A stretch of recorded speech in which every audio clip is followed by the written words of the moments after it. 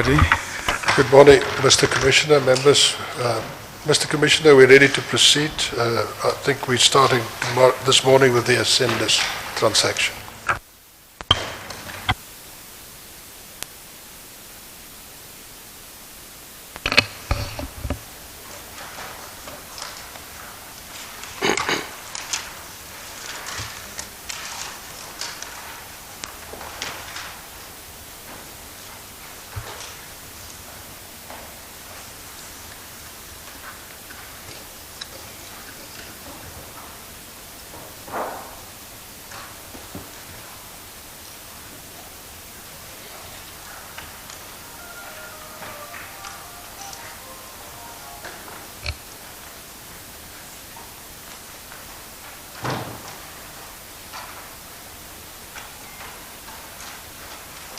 I hope that sound reminds everyone that your phones should be either on silent or switched off.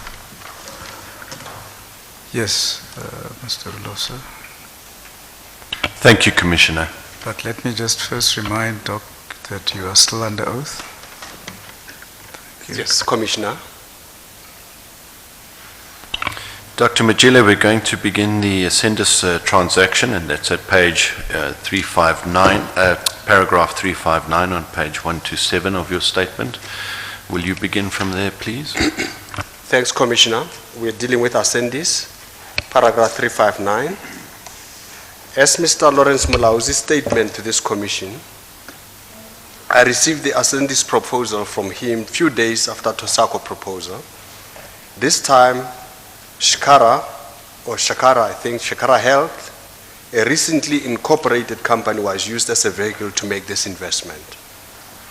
Without going into full details of the transaction, as it was already been presented, Shakara was requesting the PIC to provide funding for approximately 1.25 billion rands to purchase 1 billion worth of shares in Ascendis Health, a listed company, and 250 million worth of shares in Bounty Brands. I passed this proposal to the executive heads for consideration and guidance. I was extremely concerned with this new application being just a few days after Tosako. However, the transaction team commenced with their process. The role played by politically exposed person in this transaction was a big worry for me, especially now that Mr. Sizwe Shezi had now revealed his interest in the business affairs of Kilikep and subsequently Kisako. The shareholding of Shakara was very much similar to Kilikep, but with more PEPs in it. Doctor, if I can just stop you there. Shakara Health wrote you a letter setting out their proposal for the deal, is that correct? That's correct, Commissioner. If you have a look at Annexure DD 54.3 in the supplementary Annexure bundle at page 25, it's Annexure DD 54.3 in the supplementary, that's the thin bundle, at page 25.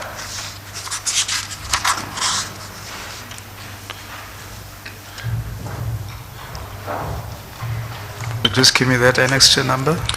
DD 54.3, it's page 25 in the supplementary annexure bundle, the thin bundle.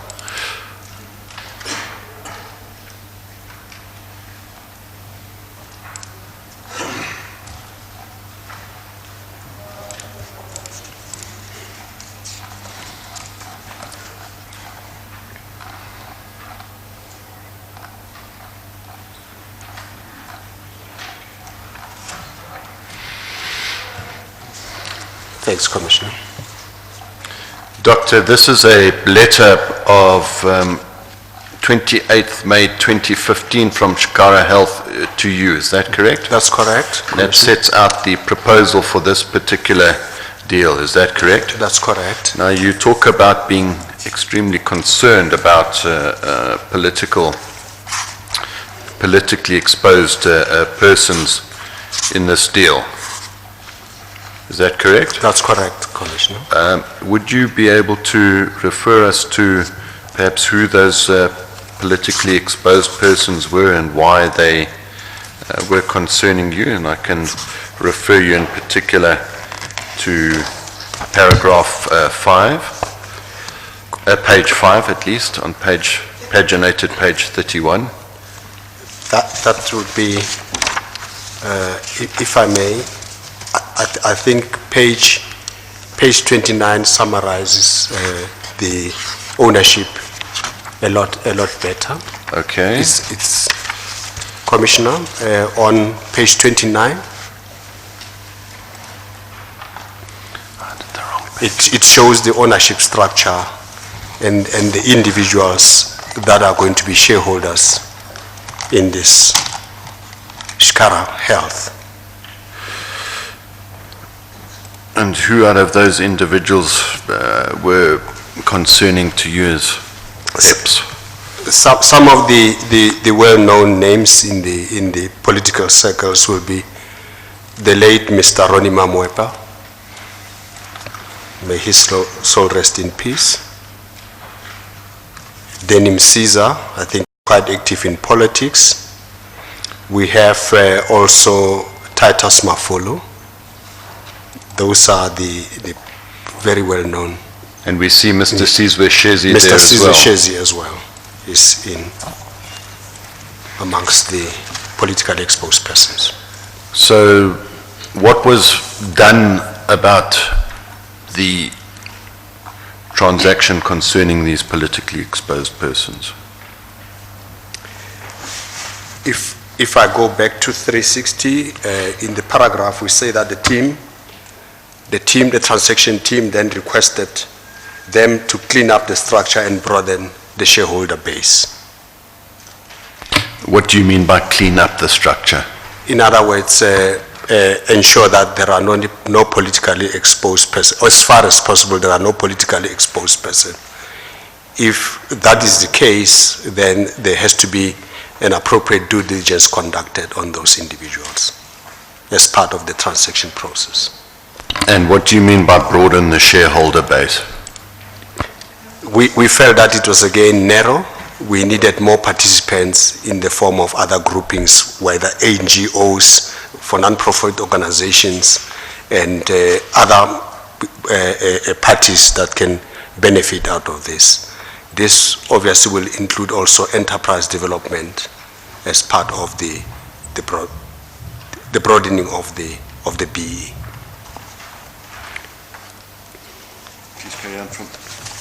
Please carry on from the last sentence. We also- Sorry, Mr. Rulofsir, if I could just ask, because that's saying what you asked, what was the outcome?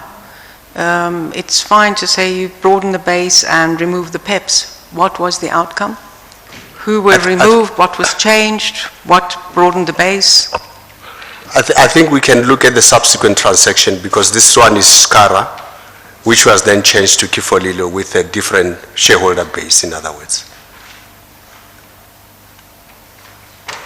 Thank you, Doctor. Would you then read the last sentence of paragraph 360 and carry on from there? Okay. We also had to buy some time to assess the performance of Kisako in the Tosako transaction before we can commit another entity, commit to fund another entity led by Mr. Mlaudzi.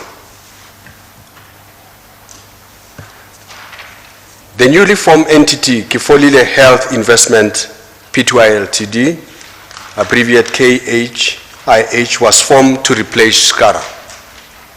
The amount was increased to 1.775 billion, which represents 0.089% in the total portfolio. At some point, Ms. Sibusiswe Zulu, who is the non-executive director of the PIC, asked Mr. Raja, who was then the executive head of developmental investment, to bring back the transaction for consideration by the Social and Economic Infrastructure, Environmental and Sustainability FIP, which is the fund investment panel within which this transaction will fall, which is chaired by Mrs. Zulu, and which is a subcommittee of IC, as we have explained earlier. This transaction was approved in 2016 by this committee. And because it was below 2 billion, it was handled by the committee itself and not investment committee. Now, Dr. Matjila, you've heard some of the questions in regard to this transaction. What do you say about the cumulative risk that this transaction posed? At this stage, the risk was comfortable with the exposure, because the first exposure was shared 50-50. The second exposure of 1.77 billion in a different entity on a cumulative basis meant that Mr. Mlauzi, if you work it out, will be close to less than 2.5 billion exposure to him in the two transactions, in other words. So the risk exposure was still acceptable to the PIC at that point.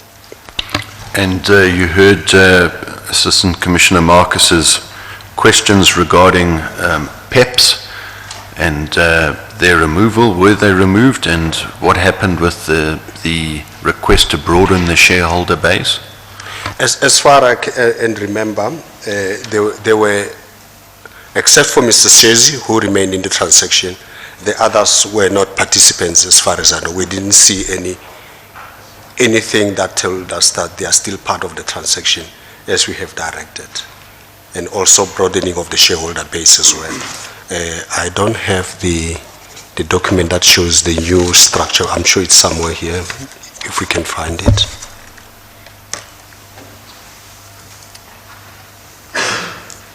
Can I look for it later? Commissioner, I'll get the new shareholding in later on, if I may. Sometimes I struggle to hear you. I think, can you please just put, that's right. Is it better now, Commissioner? Might be better. Yes. I was saying we will provide the new shareholding. We have the document somewhere. We'll look for it.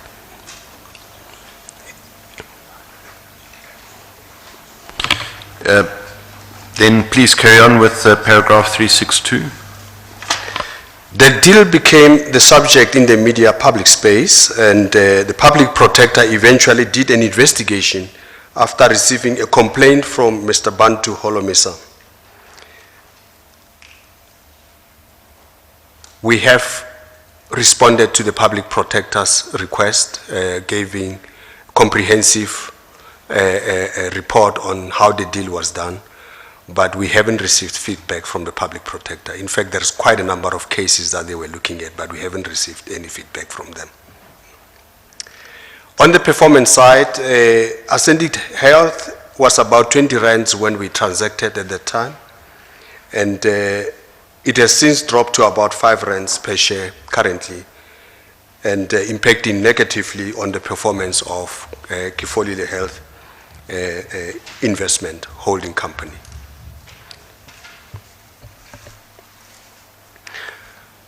I strongly believe that a more stringent application of PIC's PEP policy will make a huge difference. Another important point to consider is how to deal with politically exposed persons that appear post-closure of the transaction. There could be those instances where a politically exposed person become part of the transaction upon closure. And we say that's something that the PIC will have to look at and devise policies to circumvent such a situation. I'm not saying I've seen it in this transaction, but I anticipate that there may be instances where this kind of things happen, Commissioner. Commissioner, this is as far as I can discuss or know in terms of Ascendis. Okay, yeah. Advocate Libber, are there any questions from your side? Thank you, Mr. Commissioner. Dr. Matjila, I have a couple of questions in this transaction. I think, first of all, your facts are not correct.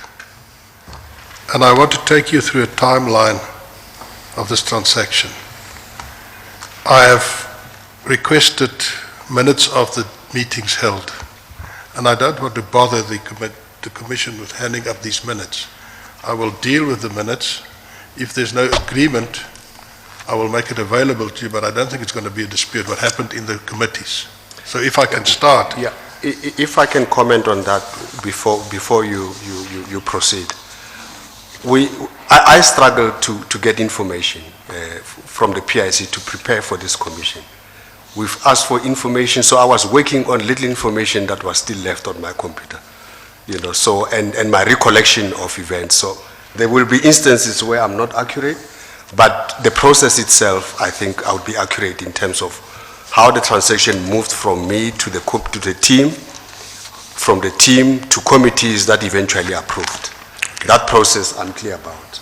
But there may be problems there and there in terms of one meeting, not sitting and all those kind of administrative issues as the transaction was being done. So, but I'm confident that the steps that were required would have been done as they were supposed to be done. Thank you. Yes, I suppose that's fine. You will say so if you can't remember and you don't have the information before you.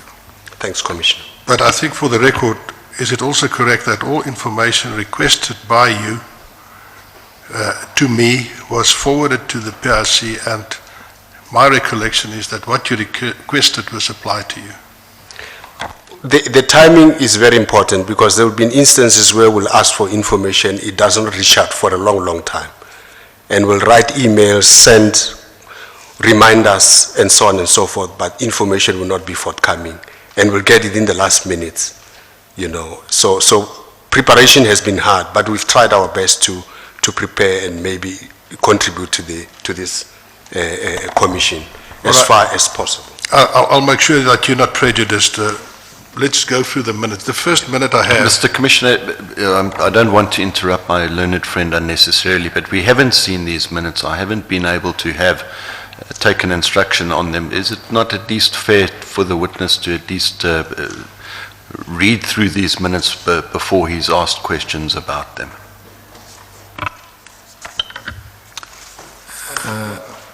Mr. Commissioner, I'm supplying, it's a paragraph in each minute. I'm supplying it to my learned friend and Dr. Matjila. And if necessary, I can hand it up to the Commission, but in my respectful submission, it's unnecessary because it's not going to be in dispute.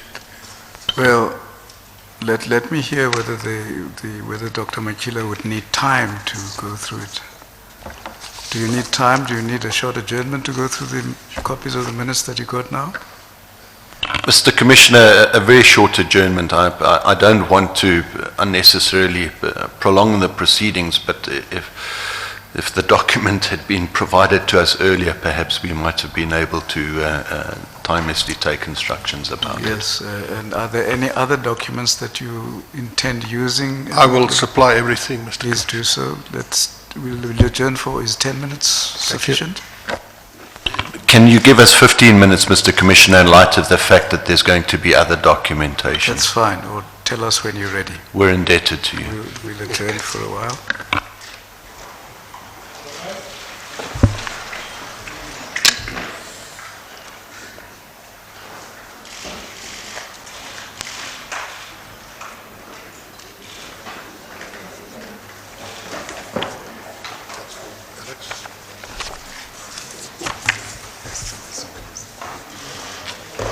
Instructions are that you have been provided with these. It's not a surprise, I'm springing on you. Thank you. We don't have this. We do have but not this level of detail. Let's go and chat quickly. These are copies, no?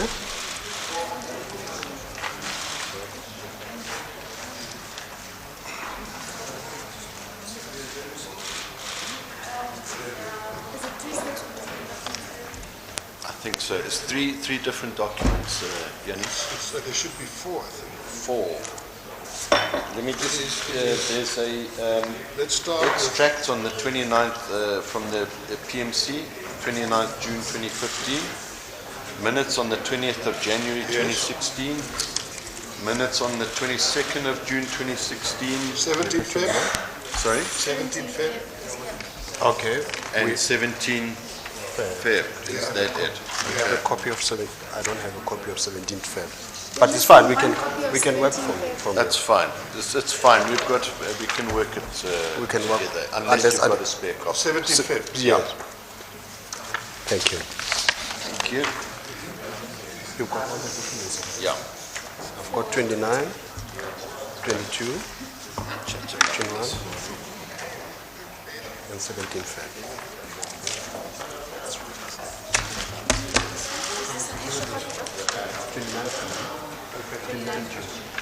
Alex, I'm also going to use, after Ascendis, I'm going to ask some general questions, and I'm going to ask about these emails. Okay.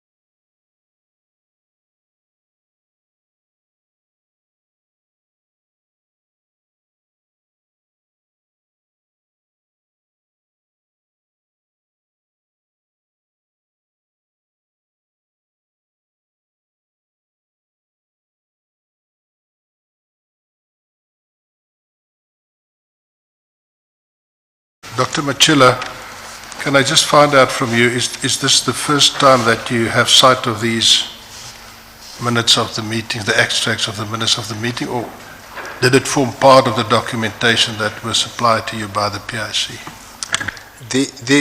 I don't remember getting this documentation. We've checked with the team. This information was not part of what we got from the PIC. Okay. There's not any surprises in that, as you will agree. But it's important that the Commission understands the timeline of this Sure. decisions. And the first document is the extract from the approved minutes of the PMC dated the 29th of June. And there they deal with this Shikara Health Proprietary Limited. It's a PMC meeting, and basically what is stated in paragraph 7 is what is stated in your statement, Yeah. what the deal was about. Yes. You agree? Yeah, I agree. Thank you. The next meeting was a meeting of the Social and Economic Infrastructure and Environmental Sustainability Fund Investment Panel meeting. I'll just refer to it as a FIP meeting. And that was a meeting held on the Thursday, the 20th of January. And this is a meeting that was chaired by the board member Mazulu. Is that correct? No, Commissioner. The next meeting, according to this information that you've given us, was the unlisted investment on the 23rd of November. I don't have that. We got it from... Well, no, it's not part of the documentation I have, but what is the, can you tell us what was, just take us through that timeline, what was? I think let me help here. This is the information that we got from the evidence leader this morning. I'm sure it's sitting somewhere there. What is the date of that? So it's the meeting of the 23rd of November. It talks again about Project Shikara, where there's an increase from 1.25 that we spoke about to about 1.775. That's right. the first time. So it's a much more detailed Thank you, yes. structure of the investments, in other words. Where do we find this document? Is it in our files or? There's a file that we have just received with these Chair, emails. I don't think this is part of documentation before the Commission, Okay. because we thought it's unnecessary, because it's not going to be in dispute. It's just Yeah. to establish the timeline. All right, so I can put away this file. Thank you. So there's a meeting. I see it's a second document that's not part of what the document I have. It's unlisted investment. So there's just an increase, as you've stated. Yeah.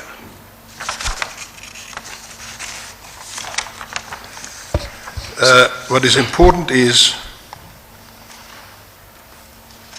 10.3 and 10.4, which I will read into the record. In response to a question regarding repayment, it was confirmed that the PIC preference share would be serviced through interest and capital payments. Shikara would pay coupon only over the tenor of the preference share and settle the outstanding principal debt plus upside kicker at the end of year 10. Capital repayments and upside would be made by Shikara through the selling down of shares held in Ascendis. The risk team was concerned with transformation within the company. The committee approved the transaction to proceed to FIP for approval. Is that correct? That's correct. Thank you. Then the next meeting is the one that I've referred to, the 20th of January. It's before it's the FIP meeting. The FIP meeting, yes. It's chaired by Mazulu. And it is stated in 8.2.1, the chairman suggested that due to the presence of politically connected people in the transaction, the deal team review the whole transaction before it was resubmitted for approval. Is that correct? Yes. Thank you.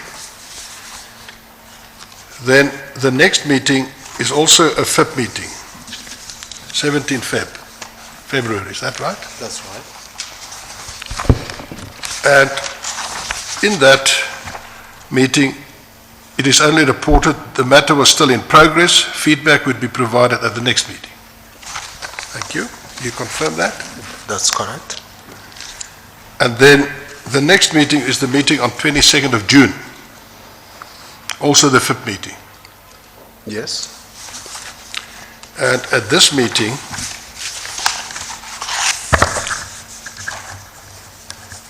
it is noted in paragraph 7.3, it was noted that a new proposal comprising of the same asset with a different consortium makeup was tabled.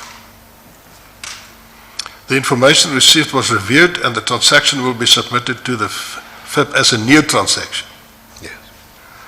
And then the resolution is the committee resolved that the investment team should provide guidance on the principles to be adopted for the approval process for the Shakara Health and resultant finance transaction for reconsideration. Is that correct? That was the resolution. Thank you. Okay. Now, according to my information and instructions, Dr. Matjila,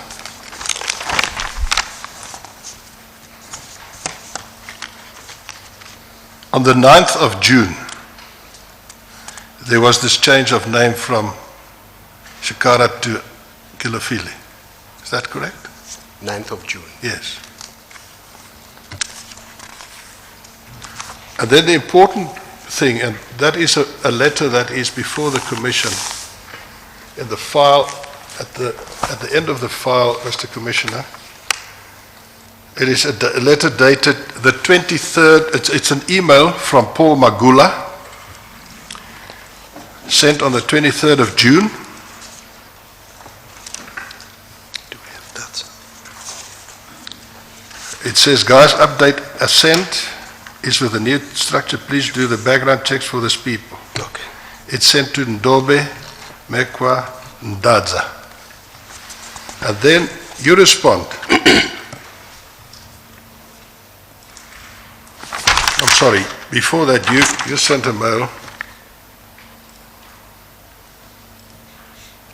to Mervyn Miller and Roy, copied to Matsepu More, Koketsu Mabe, and Wellington Masakesa. Subject, careful Lile transaction overview. I doubt if this BE is going to add any value. There is no pharmaceutical experience capacity. This appears to be an exchange of ownership. Please review. There is no money. Can you just explain that to the Commission?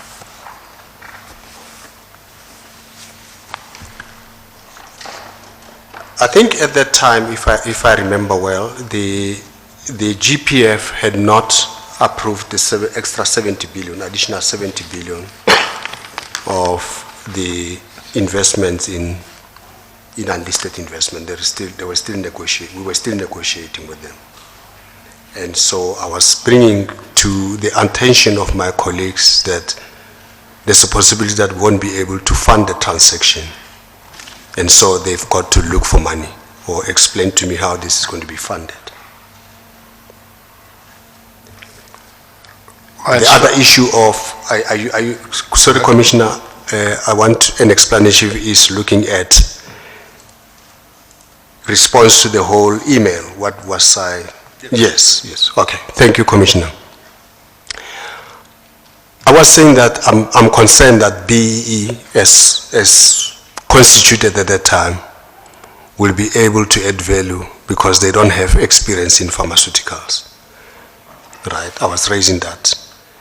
And so I was looking at this transaction as simply an exchange of ownership as opposed to a transaction that's going to create new wealth. That's basically what my concern was. And the fact that we're still grappling with GPF to provide us with additional funds to invest in unlisted investments. So I was raising those things, this concern that my team, my colleagues should look at. But in the end, this transaction was approved and signed off by you on the 20th of July 2016. The response continues on the next page. They respond on the next page and say that they've changed now. It's Kifolile, it's got new shareholders, and This is coming from one of the shareholders who has an extensive experience in the health, Dr. Julian Naidu. And we have the proposal that went to the committee, and it was, I think, a round-robin proposal from the team where the new Kifolile is presented to the committee for approval. And you were then satisfied?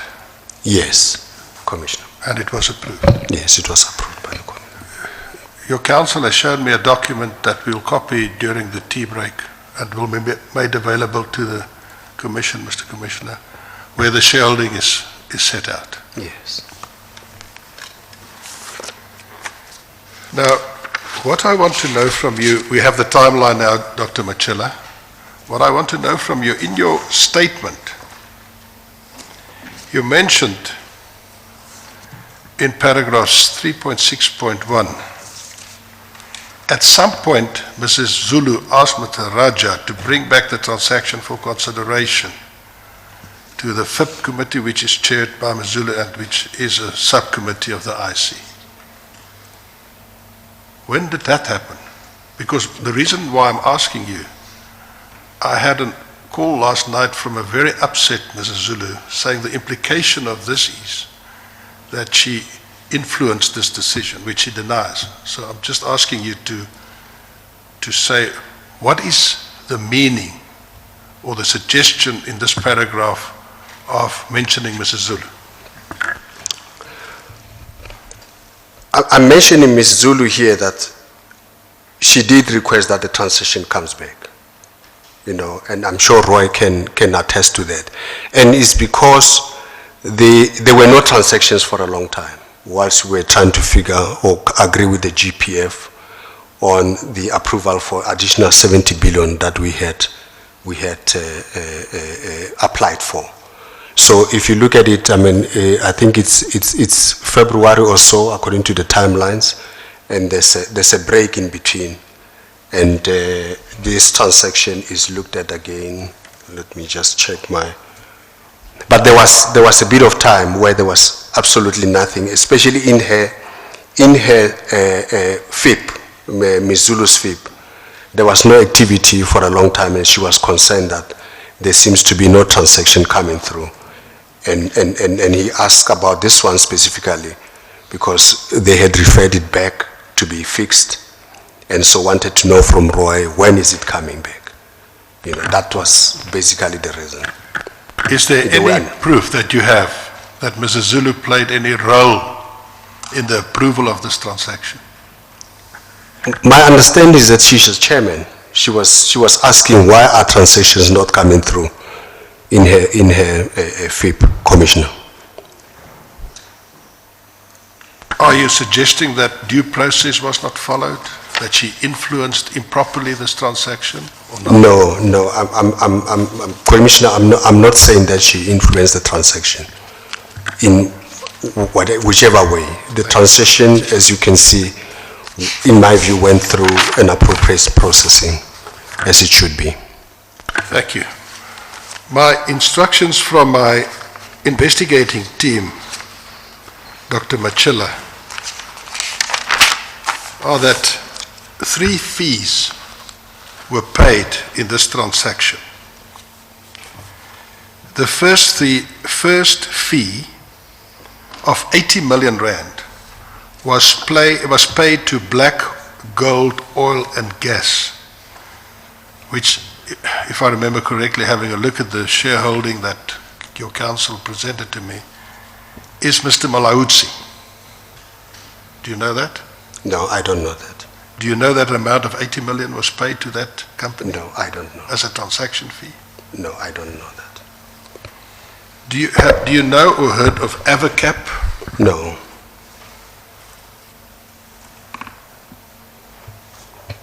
Do you know that? Avocap, where's the transaction? It will be, if I remember well, in the new shareholding, Avocap appears there. It is also Mr. Malautsi, Avacap? I don't know who's leading AvoCap. So we have, sorry, AvoCap is not mentioned here in the shareholder. There's Biblica Verbum,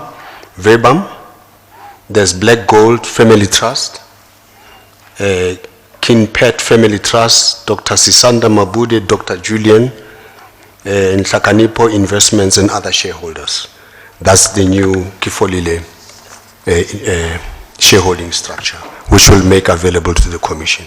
My information is that AvoCap is Mr. Malahutsi and Dr. Pather. Do you know anything about that? I don't know anything about that. And that an amount of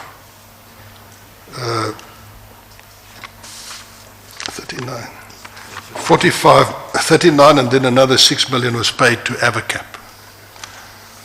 Commissioner, I have no information around how the fees were handled. You know, I don't get involved in processing of transaction fees and payment. We only get to the point where the transaction is approved and fees approved at the committee level, and the rest is the responsibility of the investment team working with finance to make the necessary payments. I wouldn't even know who gets paid in this process, Commissioner. On the information you had on this transaction, any fees payable to anybody that you know of? What I know is that there will be transaction fees. It's normal in any transaction that there are transaction fees. And quite frankly, I don't get into details as to who, because there is a procurement team that processes that, there is administration, there is finance that will be handling those kind of payments on behalf of the PIC. Is it correct that one of the shareholders in that transaction is Nhlaka Nifu Investment Corporation Pty Limited? Yes, we have mentioned that name now, that it appears in the list of shareholders of Kifolile. You know that's Mr. Maseleku? No, I don't know. You didn't know that? I didn't know that. Thank you.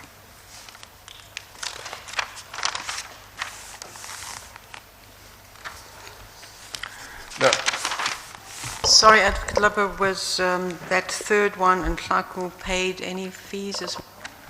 How much? not on the information we have, Mr. Commissioner.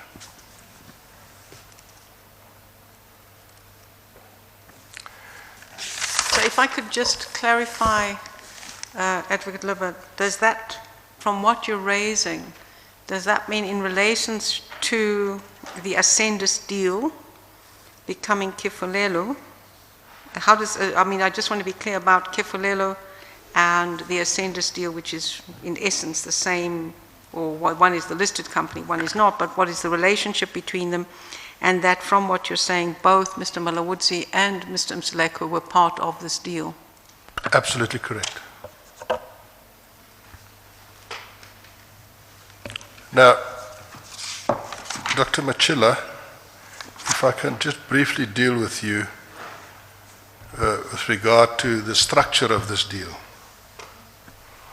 And if I can put it in very lay terms, and I've given you a document that was prepared by my investigating team, is that the whole repayment of this deal was based on share price and dividend. Is that correct? That's correct. So in other words, if the share price increases, there will be a dividend, and that will be used for repayment. If the share price drops, then the company is in trouble. Is that correct? Let me explain. I think a dividend is a cash flow that goes to shareholders if the company makes profits and the board decides that it will pay shareholders. That's one aspect of it. So the expectation was that Ascendis will pay dividends. And that normally is measured by the historic dividends and projection to say this company, if it performs this way, there's a likelihood of a dividend that's going to be paid to shareholders. and then the BE will benefit out of that shareholding. The second portion will be the share price growth. So if the share price grows substantially on the unwind of the position, they are able to sell enough shares to settle their obligations. And I'm sure I've indicated to the committee that the challenges with this kind of financing structure, and told the committee that those are things that we looked at and have proposed new structures to deal with that. But yeah. No, I think we're on the same page, but so the bottom line, if I can call it that, is if there's no performance of the shares, then this investment cannot be repaid. Yeah. And it's not unique. There are many transactions that are funded this way, where share price didn't perform the way it's supposed to have performed, as well as dividend not coming through for various reasons, and those transactions have failed. And my information is that this company is in the moment in distress. Yes, It's on the watch list, if I can call it that. it's in the watch list. It's one of those that are on the watch list. Sorry, Advocate Lubber, I might just be a bit slow today. When you say this company, are you talking about Kefolile or are you talking about Ascendis? Kefolile. So And Ascendis, yeah, so Yes, but Ascendis is listed. Yes. Kefolile is part of Isibaya. correct. So because of the funding, the performance of Kifolile depends on the performance of Ascendis, because they have a shareholding in there. So Sure. I appreciate that. I just wanted to be sure when you say the company is in distress, Kefolile is in distress and not, perhaps if you could just come to also how much of this has been repaid at all of the 1.7, 1.8 in essence. Because the question is that obviously you're monitored under Kefolile, but part of that is the Ascendis. And the non-performance or the share price was about 3 Rand when I looked. Correct. Yeah, Yeah. bought at 20 Rand. or something. Correct. well, I don't have information around payments. I think the team at the PIC that looks after PMV will be able to report the accurate numbers. I don't want to speculate at this stage. But just seeing from the performance of the share price, we may have a challenge in terms of the underlying loan or pref shares and different instruments that we have provided to Kifolile for financing of the action. Can you think on the top of your head of any other transactions that you've funded in this manner? There's quite a number. We'll have to look at the unlisted portfolio. There will be quite a number of pref share structures in there. Thank you. That we have run into same kind of problems. Just a follow-up question on Kifolile and the other company, the listed company, Ascendis. So it would appear that Kifolile didn't get dividends from Ascendis, isn't it? Dividends to sort of service that particular debt? As I said, I don't have information in terms of the how well or how Ascendis, but the team that deals with portfolio monitor will be able to give an accurate picture of the performance. Okay. Next one is that then if the share price is a quarter, so if it goes from 20 rands to 5 rands, the listed company, and it's a quarter of the value, so it means that probably the loan is very much uncovered in many ways.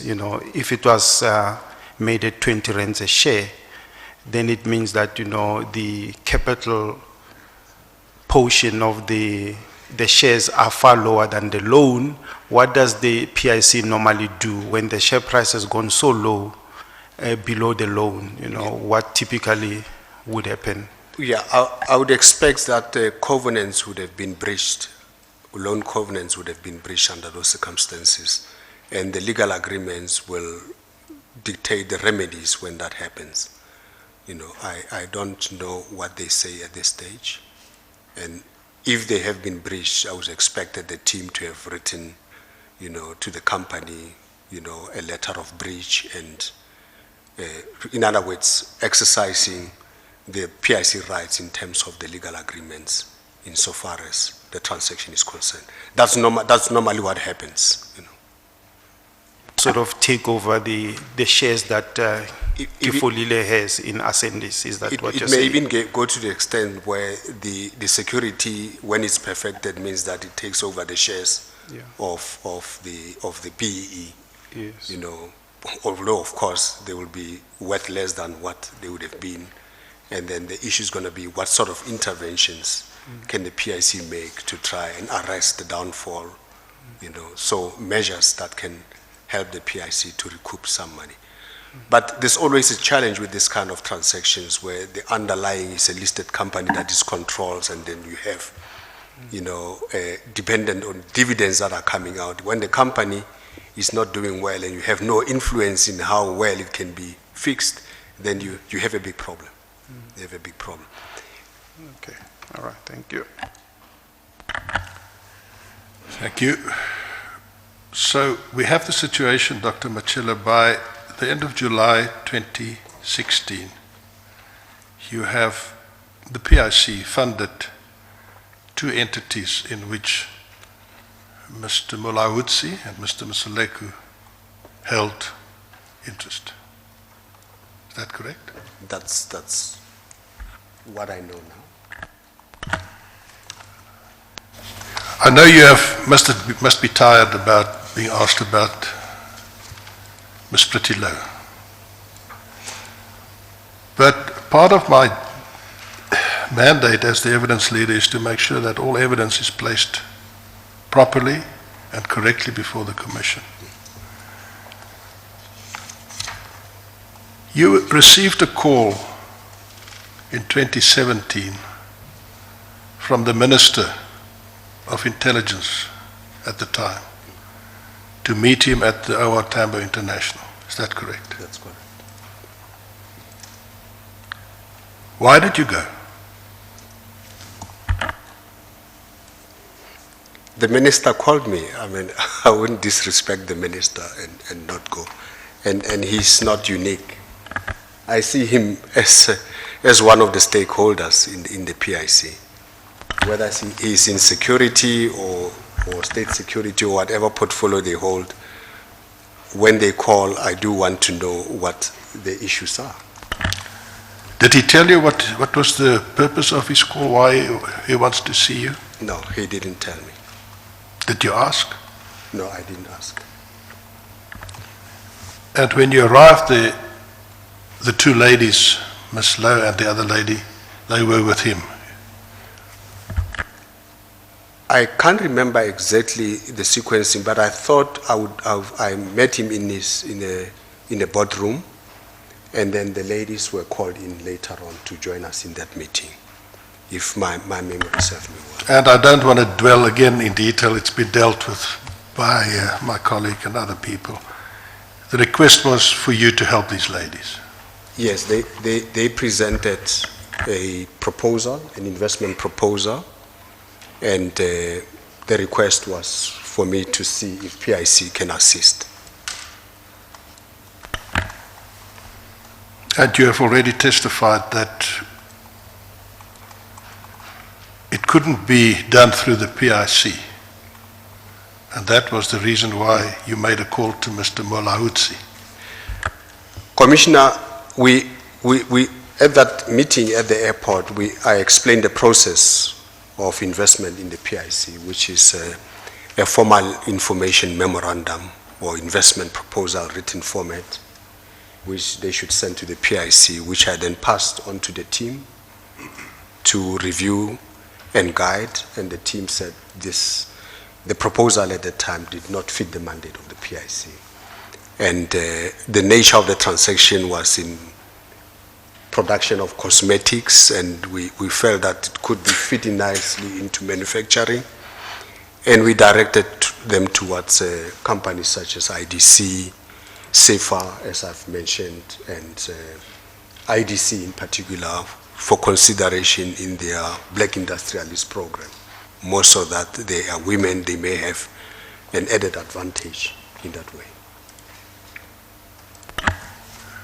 Dr. Matjila, would you agree with me that it is totally improper and unethical for a Minister of State to call the CEO of the PIC to an airport to deal with a matter like this? I don't agree with that, Commissioner. The minister called me and I went to see the minister. I mean, I've met ministers not only at the airport, some at their places for convenience. So I don't see anything ethical about meeting a cabinet minister. Did other cabinet ministers requested you to come to their homes or their offices to talk about deals? Commissioner, they talk about various things. I mean, Minister Mahlobo introduced me to people that needed help, and we ran a PIC process around that. Some ministers will call me to explain how the PIC works and see how their departments can assist in delivery of PIC mandate or delivery of the mandate of certain entities that are within those departments, if there are any synergies. I mean, PIC is the biggest investor, as I've explained, and those kind of interactions with the senior ministers in cabinet are useful for the PIC to understand what is priority and where potential opportunities are. So when a minister calls, I will listen. I will give them a hearing to understand what is it that they want to discuss with me. And you don't think it places you in a difficult situation? I don't think so. I thought they are, as I said, an important stakeholder, and my job as a CEO is stakeholder management. I need to understand what the stakeholder wants to hear or wants to tell me about the PIC. Can you explain to the Commission why you picked on Mr. Malahutsi to ask for help for these ladies? I've explained, Commissioner, that shortly after completing Kifolile, we referred Mason Holdings, or Ms. Pretty Low and her partner, to Kifolile for a potential enterprise development opportunity. And when they couldn't help in time, I then asked Mr. Mulauzi if he's able to help them in saving their business that was running into trouble. But in his personal capacity, he must use his own personal funds to help these ladies. That's what he decided to do, Commissioner.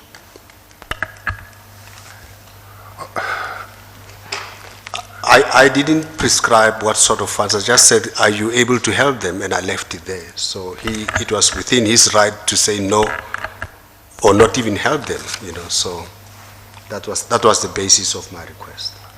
To come back to your position, forget we're talking about Dr. Dan Matjila. We're talking about the position of the CEO of the PIC. Would you agree that is a very powerful position in the finance world of this country? It's an important position in the finance of the country. I put it to you, it's a very powerful position. Commissioner, I'm not sure how power is measured in this instance. Maybe I need the metrics for measuring power of this position. I see an important position of leading an organization that is important in the economy. The CEO of the PIC can stop a transaction, or it can support a transaction. The CEO of the PIC cannot stop the transaction without the help of the team, and cannot approve a transaction without the assistance of the team. Well, let's put it this way. Would you concede that the perception out there in the financial world was, and perhaps still is, that Dr. Dan Matjila is a very powerful man? I don't agree with that. I'm holding an important position. That's what I see. I have a responsibility to guide the big organization. That I'm powerful. I have a problem with the word powerful because I'm not sure what it means. What power, over who? What makes me powerful, in other words? So the perception of Mr. Mulaudzi that a request from Dr. Dan is like an order, you don't agree with that? I totally don't agree with that.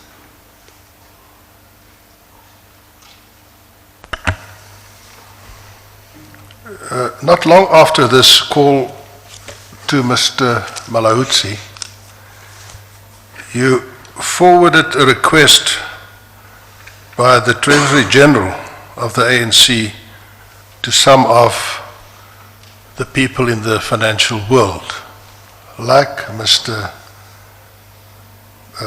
Masaleku, Mr. Mulaudzi, as well as other people, about a contribution to the January 8 day of the ANC. Again, Commissioner, this was the request from the Treasurer General of the ANC, which I then simply relate to certain individuals. And you were informed by Mr. Masaleka that he made a contribution of R1 million in January 2016. That's correct.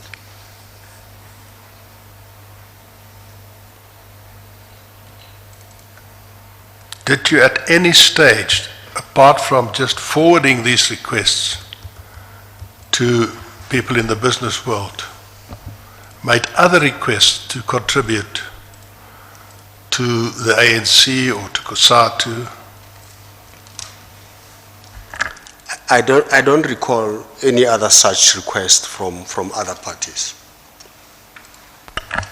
We will deal with this later when you have the opportunity to have a look at some of the emails I presented, but there is a request in an email sent out to you, to business people, asking them to contribute to the 12th annual conference of COSATU.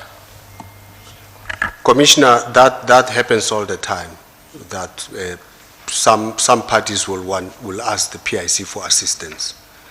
And we've always been clear that the PIC as an organization cannot contribute to such, is not allowed to contribute to such. No, I'm not saying the PIC contributed. I'm saying you not only forwarded, but actively requested business people to make a contribution to COSATU's Congress.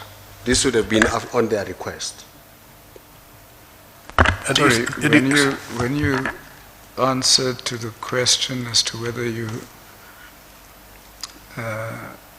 have had requests from other parties, and you said no, you don't recall a request from other parties. Did you mean other political parties or any other party? I meant any other party, Commissioner. You don't take COSATU to be any other party? It would be, Commissioner. I concede that I've just been reminded that there was such a request from COSATU. And I'm not trying to criticize you, Dr. Matjila. I know it's a hot seat that you occupy. But don't you think it is improper for the CEO of the PIC to send out such requests to business people in this country?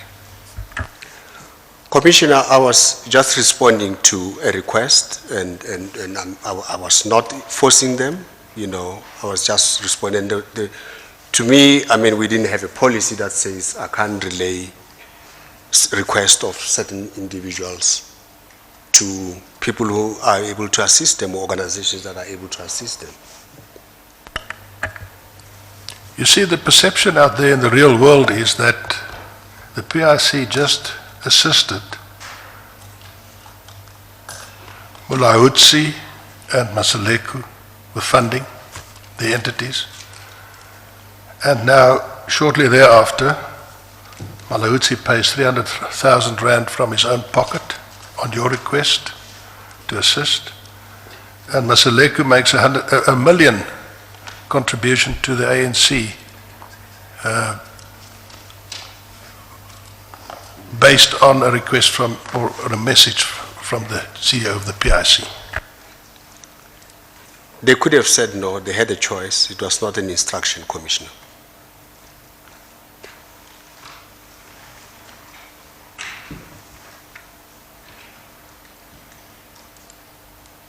Thank you, Mr. Commissioner. I have no further questions.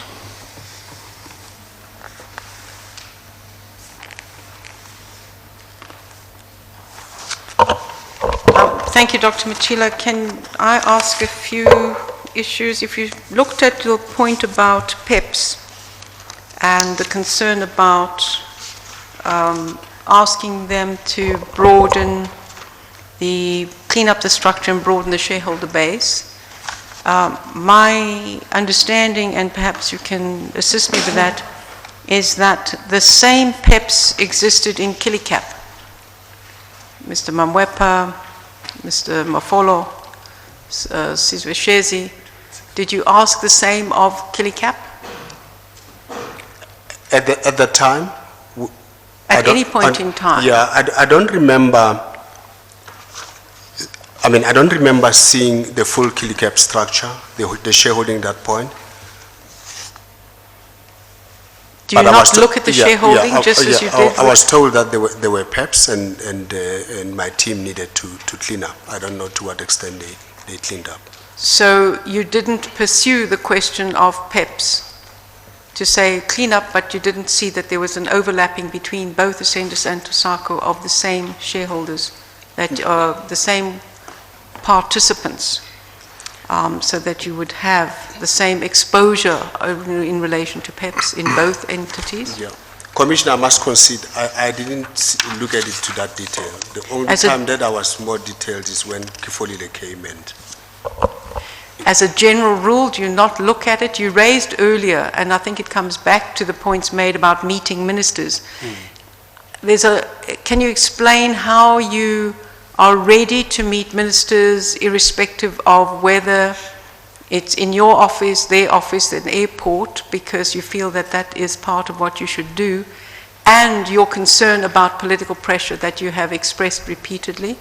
Surely the one is part of the other? Yeah, I think we Commissioner, you are correct. I mean, and I was probably at pains to explain how we've designed a process that assists in eliminating potential pressures. We looked at transactions on its merit. In fact, the policy of the PIC at that time was that we don't discriminate. If there are conflicts, they have to be managed properly. You know, so I understand that, but if you are concerned about political pressure, does the action of going to meet a minister at their request, at an airport or a house to discuss things in general, again I would ask, in those meetings, do you go on your own? Is there a record of the meeting, or is it just a discussion? As I said, most of the time these are just preliminary discussions. And if there's any request of some sort, there's a process of a request being processed, as I explained. I mean, if there's no formal request and documentation that goes with what their request, there is not much we can do. It doesn't get into the PIC process. In relation to PEPs, is it not something, given the importance of political perceptions, that you've said you don't necessarily look at who the PEPs are, is that not something that should be part of the approval or has been part of the approval process? These are the PEPs in this deal and this is how we are managing that? Is that not standard practice? It is part of the process. There is a so-called enhanced due diligence that gets done on a PEP when they are identified. Commissioner, let me also add here, we must remember the PIC, what it does. It's an asset manager on behalf of government departments, including the GPF, right? In other words, official sector fund. UIF is the biggest, the second biggest. And you look at who owns, it's a government department, and naturally I would have to have some discussions with Minister of Labour. You know, I would I'm have not to have questioning that you would need to have discussions that relate to the investments, or that there would be particular ministers that you may have more discussions with. I'm asking the process by which those discussions take place, because you've indicated that a minister calls, you go to the airport, you go to the House, there's no record of it, there may be an exchange. I'm just asking the question, and you've clarified that. So you've got a view that that is part of it. I'm relating it to the question of political pressures and the exposure of PEPs. Yeah. And if this is an extra due diligence or a deeper due diligence required regarding PEPs, then before you sign off on the deal, you would have had a citing of which PEPs are part of every deal. Yes, and what sort of... And what sort of measures are being taken or due diligence exposed. And therefore, I'm asking, is it not strange that you're not aware that it's the same PEPs in both of these deals? And you took measures in one part of the deal, but not in the other deal? No, I said I concede that. I mean, the most stringent measures, if I were to put that way, were done in the second transaction, in the Kifolile, now that we became aware that the same grouping is there, and the committee raised issues around it, and further work was done to clean up the structure. I suggest you put the mic a little closer. I think you're getting softer, and that might be necessary. In your first paragraph, 359, the original funding in your statement is 1.25 billion, and it goes up by 500 million to 1.775. What was the reason for the 500 million? I can't recall. I think they increased the shareholding somehow. I don't have the... That would have been related to the size of the transaction, increasing the size of the transaction. That not have been queried, that's a significant amount? We'll have to check that. And also I wouldn't be surprised if the share price moved a little bit as well. There could be a combination of that. Because we almost did this at the highest point in the share price in Ascendis. So that increase, you would have then increased the amount, not reduced the shareholding? You would have spent more money. You would have approved 1.25, but then it went up to another 500 million, and that would have just been okay. You didn't say, let's buy a lesser share price, we don't want to go above that amount. It's a very significant amount of money. Yeah. Commissioner, allow me to look at the reasons, but there would be strong reasons why it increased. It would be helpful. And then I also wanted to just ask in relation to, there was just one other question that I had. Sorry, I won't be a second.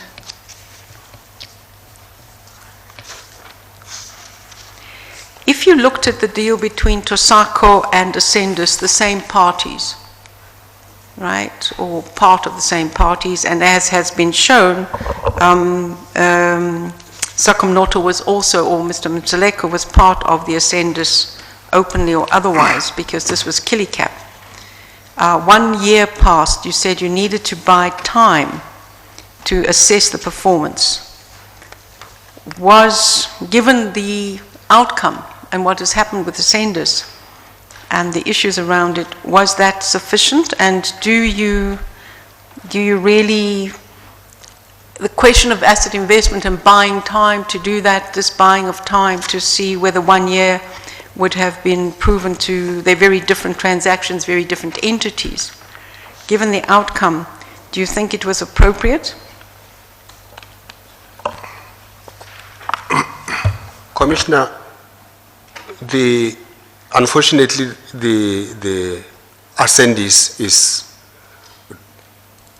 exposed to market risk.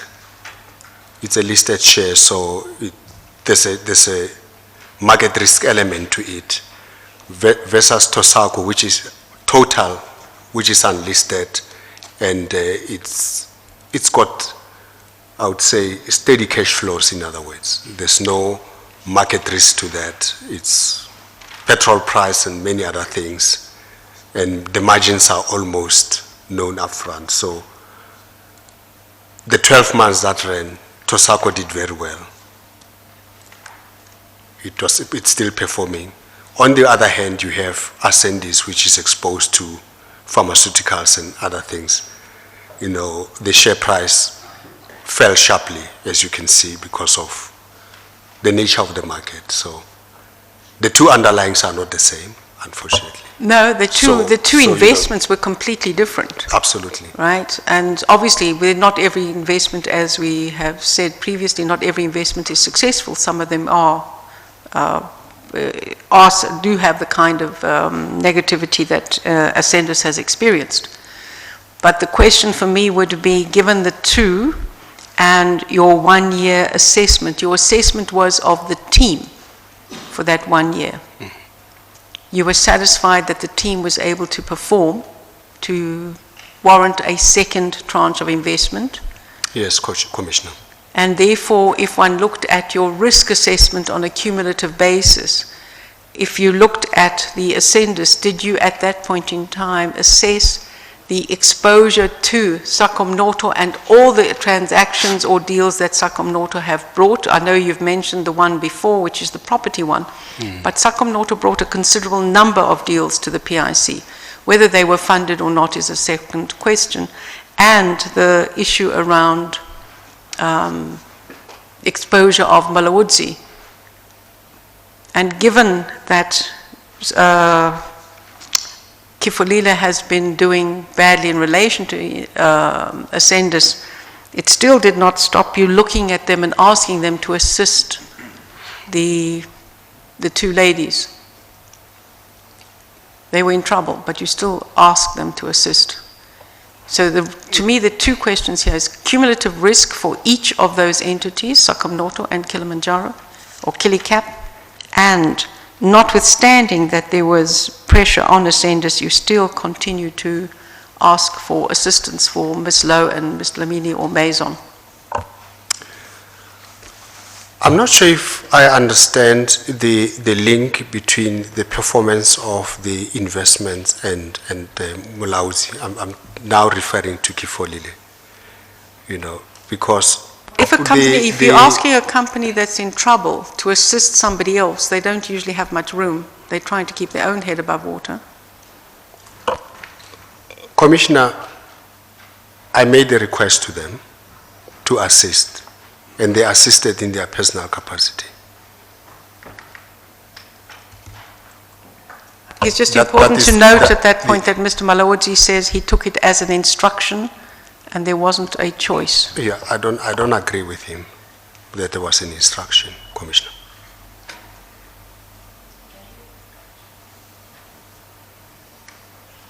All right. I've got 2 questions from my side, or 3 questions. The money given to Folile, was there some transaction fees there? Because in the old transaction in Shkara, there seems to be a 45 million rand transaction fee. But there would be, when I look at the next documents on this one, the 1.7 billion, it looks like there's no transaction fee. I'm not sure. I think Can you recall? There would be a transaction fee, because remember, it's more or less the same structure, an additional amount, as the Commissioner has said, from 125 to 1.775. So I would expect even the transaction fees to have increased slightly because they are levied on the size of the It's a bigger amount. Absolutely. So there would be transaction fees. Would you know who the advisor was and who got the fee? Would you remember that? I wouldn't know. As I've explained, those are things that are dealt with by the investment team. Once we've approved, there's a database or a database of service providers that they will appoint and do the necessary processing of the deal, and transaction fees will be handled by them as well. Okay. So I wouldn't know exactly who were advisors for that matter and how much they were paid. All right. Next one is that, Dr. Matjila, you said you always come under pressure, or have come under pressure from politicians. And the question of saying, is Dr. Matjila powerful or not? Do people come under pressure? Is almost the other side of the coin, in many ways, saying that is the power of Dr. Matjila so much that the Mulauzis and the others come under pressure? I mean, wouldn't you say that that could be the issue there, that you say, aren't you powerful to put people under so much pressure? That's the question. Don't you think you are powerful in the sense that you can put these sponsors under pressure? I don't think so. That's my view. I mean, I've always seen them as sponsors funded by the PIC, and that's what they are. Yeah, because you might disagree, but from what one knows generally is that, I mean, within the equities market, within the bond market, I mean, stockbroking, asset management, generally people say you are powerful.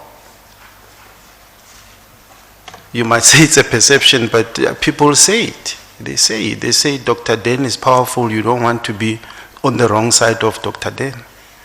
But probably that power is in protection of the PIC. It has to be there. If I have to protect the interest of the PIC, it has to be there. But given this, given... I think there's a very interesting saying that says if you want to make everyone happy, you must sell ice cream. I saw it some time back. You know, unfortunately, it's the nature of the work. I have to be firm, Commissioner, in order to protect the PIC as far as possible. And given that, you know, there's that perception, you know, whether you agree or not, do you think with hindsight, would you do the same thing to ask people to donate and all that? Do you think it's the right thing? Is that something you would do again? I think this obviously, you know, has been raised here, you know, looking back, I mean, like you say, there is this perception, you know, perhaps I would do it differently, maybe, but I wouldn't hesitate to pass a request of someone else. You know, if it's a request, it really depends on the person on the other side. If they feel that I'm putting pressure on them, they should say so, that, well, I don't feel comfortable with this. I don't know what the problem is in saying, I don't feel comfortable with this, you know. Because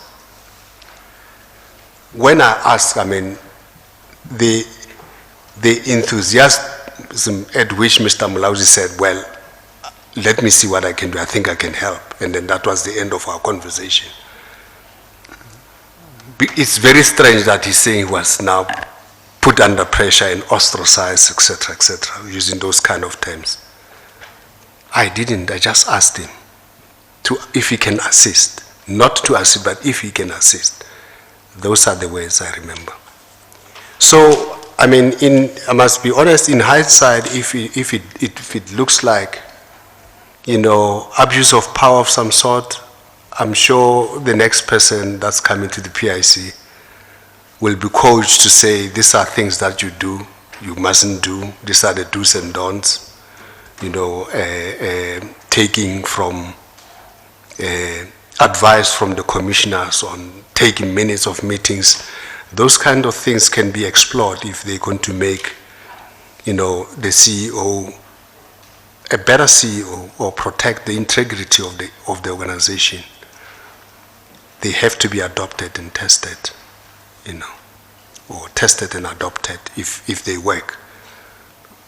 The next question too is that, so with hindsight, do you also think that the next CEO should go to meet politicians with no agendas for the meetings and just pitching there? Do you think it's something that should continue, or with hindsight, do you think maybe you could have done it differently, or you couldn't have done it? Perhaps the better question, the better strategy would be to request an agenda and know the nature of the meeting, and that will determine who accompanies, or can they go alone if it's just an informal meeting to discuss certain things. Because people have relationships as well. You mustn't forget that. Maybe a minister where you have a different relationship as opposed to just an official relationship. So if it's a meeting in official capacity, it must be handled differently versus a meeting that is formal or that is informal. And it has to be known upfront that these are informal meetings and these are things that shouldn't be discussed in those kind of informal meetings. It may be hard to police, obviously. It really depends on people's, behavior more than anything else, and honesty, But those parameters can be set to say, if you are a CEO, this is the best way you can approach the job to protect the integrity of the organization. Would it help then if there could be a policy within the PIC saying, the CE and senior executive can actually tell the ministers that I'm not allowed to meet you without agendas and bringing colleagues and all that?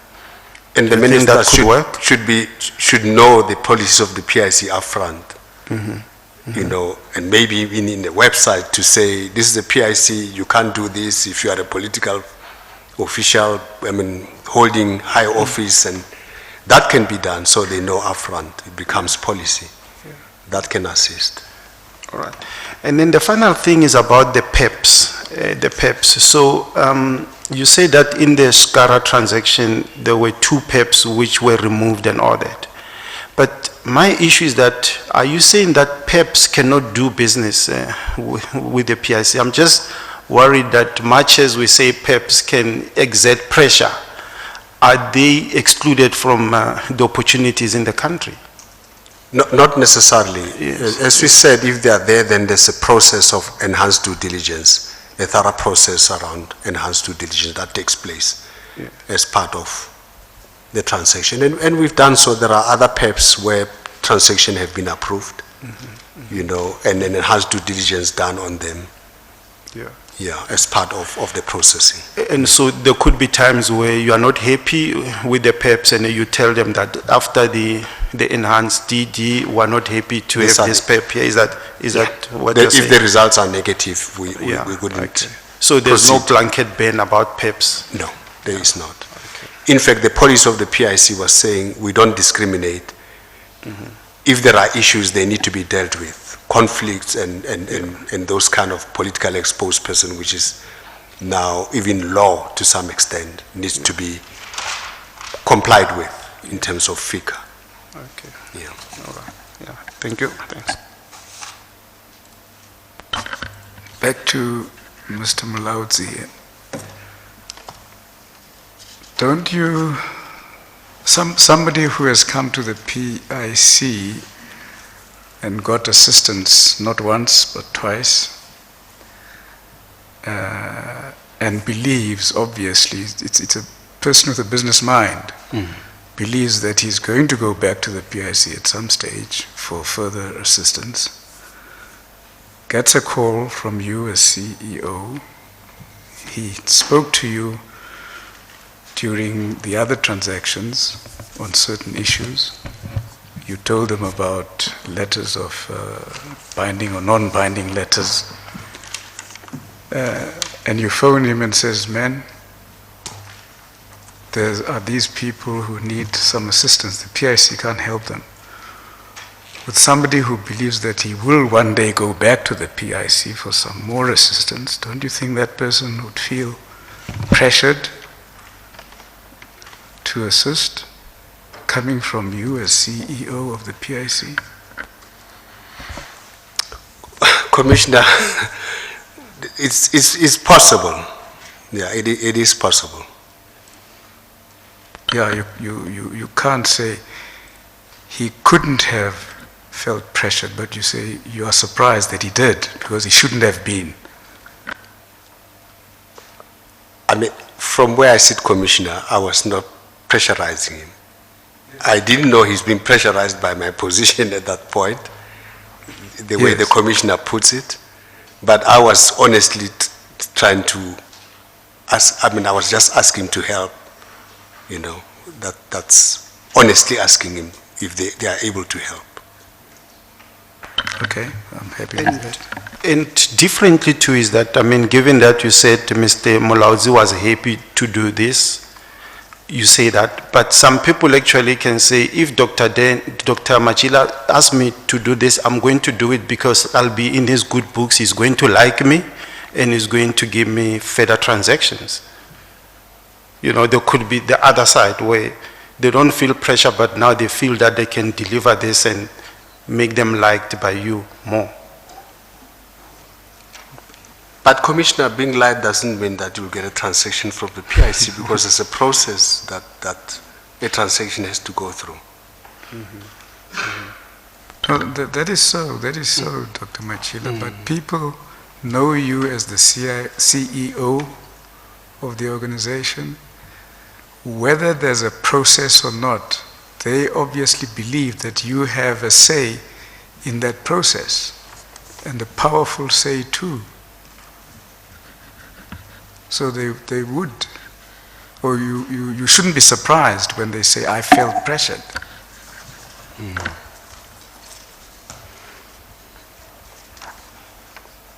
Well, I still believe that I didn't put pressure on anyone. You yourself didn't put pressure on him, even though on the other side he could have felt pressured. But you can't deny really that he did feel pressured. You can't deny that. You don't know, you simply don't know. I don't know. Yes. He says he felt pressured Yes. in this commission here. And as far But he as never told me that he felt pressurized by me. yeah, as far as you are concerned, he shouldn't really have felt pressured. Because If he had felt pressure, he would have told me that he's uncomfortable.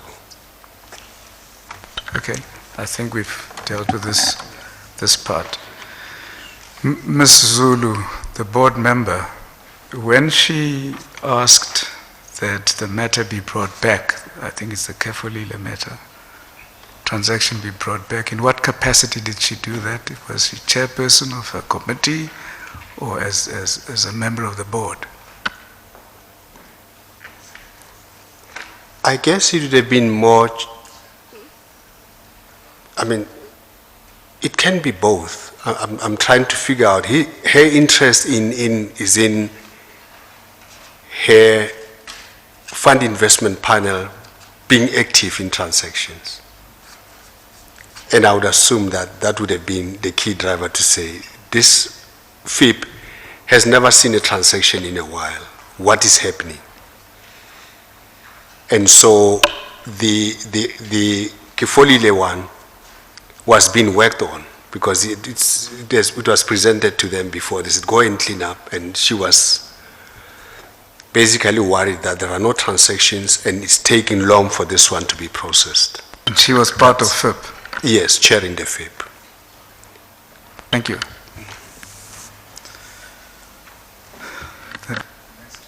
The next transaction, I suppose? I would like to ask some further questions of Dr. Matjila, Mr. Commissioner. Doctor, can we come to this issue of Mr. Mulawadzi being pressurized? I just want to perhaps place some certain things into perspective. At the time that you made this request to him to assist, you've testified before that these two transactions were long done, is that correct? Yes, they were finished by the time. And Mr. Mulawadzi was involved in both of these transactions intimately, is that correct? Yes, Commissioner. Would it be fair to say that he knew that there were procedures to be followed in order to obtain approval for funding? Absolutely, Commissioner, because right from day one when we met, we explained the process. And once his process, his proposal was sent to the committee, to the investment team, the interactions between Mr. Mulawadzi and the PIC was through the team from then on. So he would be very well versed in terms of what processes are followed within the PIC. In your opinion, could he have been under any misunderstanding that you were not the person to decide finally whether or not he would get funding? Or the transaction would get funding that he was involved with? I would assume that having gone through, for example, TOSACO, they will know that there are committees, different committees from PMC that then recommends to FIPS, and if FIP hasn't got a delegation of authority, will recommend to the next committee. You know, so that process would be known to Mr. Mlaudzi at that time. And I'm just a member of these committees. Was there anything that you did during those two processes which might have made Mr. Mlaudzi think that your role in approving the funding or not was greater than simply being a part of these committees that you've referred to? No, I don't think so. I don't think so, Commissioner. Then I want to ask you in respect of this email that you've been referred to of the 23rd of June from yourself to Mr. Miller, in which you express your opinion regarding the Kefalile transaction. You say that there is no pharmaceutical experience stroke capacity. Is that correct? That's correct. You then testified that Dr. Julian Naidu came on board, and in fact he is one of the shareholders of Kefalile. Is that correct? That's correct. And you testified that he had extensive experience in health. Is that correct? That's correct. What particular sector of health did he have experience in?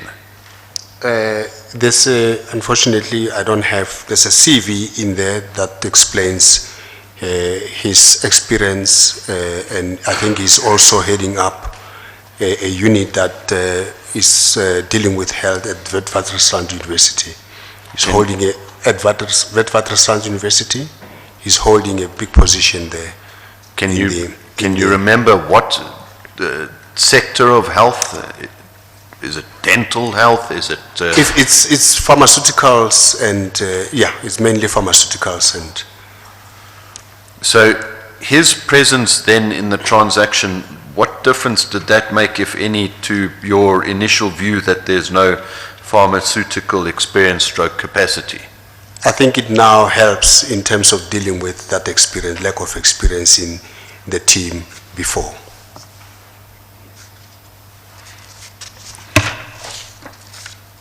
Then I just want to deal quickly with this issue of PEPs.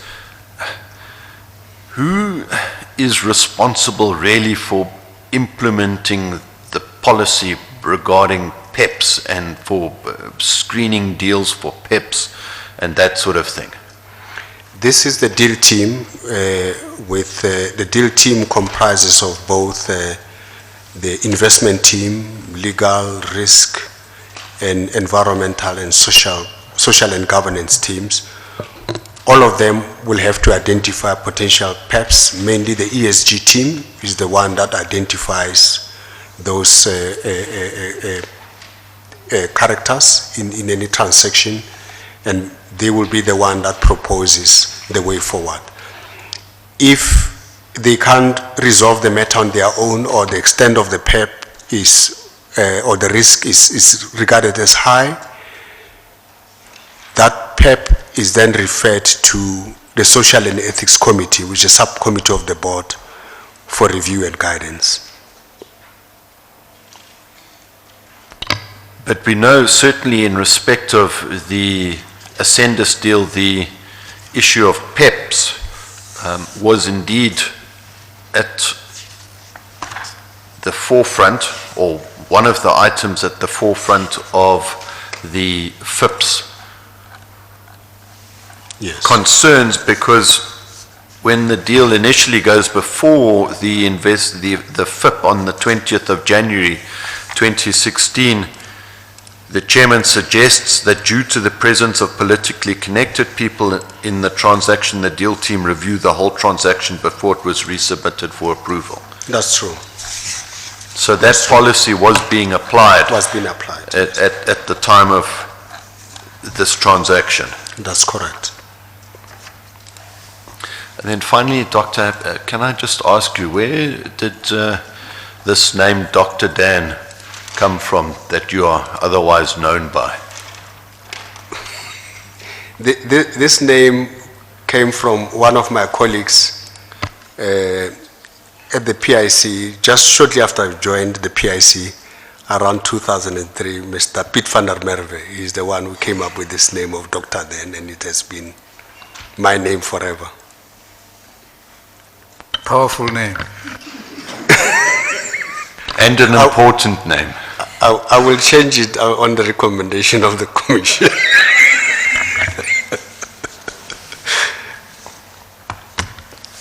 I don't have any further questions, Mr. Commissioner. Yes, thank you very much. Mr. Commissioner, can I, with your leave, just deal with Dr. Julian Naidu? I have before me, Dr. Matjila, the due diligence by the legal department for Lille, where they did the due diligence, and they say Dr. Julian Naidu is the Gauteng Treasury Deputy Director General and Chief Director of the Economic and Fiscal Management Team, board to the Minister of the Department of Trade and Industry, member of the Advisory Panel for Economic Development. There is absolutely no mention of any pharmaceutical or medical experience from the due diligence.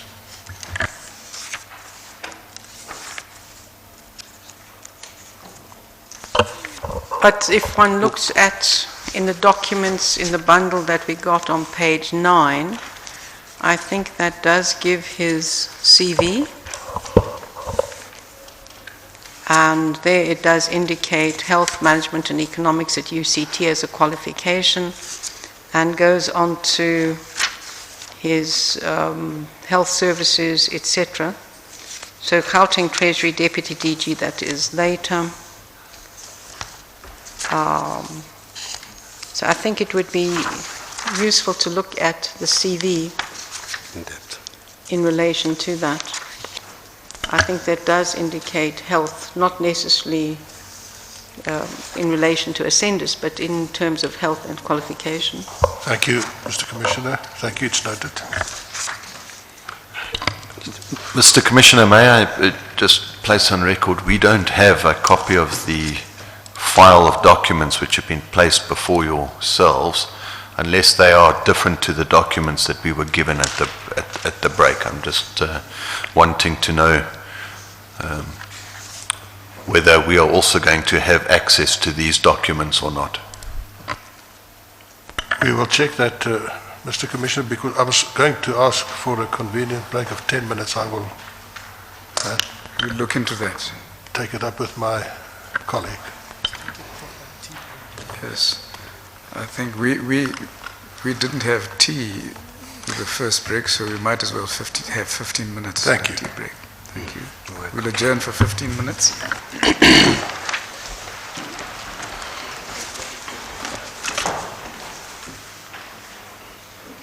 I'll check it out. Please, I mean, everyone's referring to a bundle of documents that we don't have. It's a modus operandi, Alex. We always get surprises, you know. That's Just pull. unfair. No, That's unfair.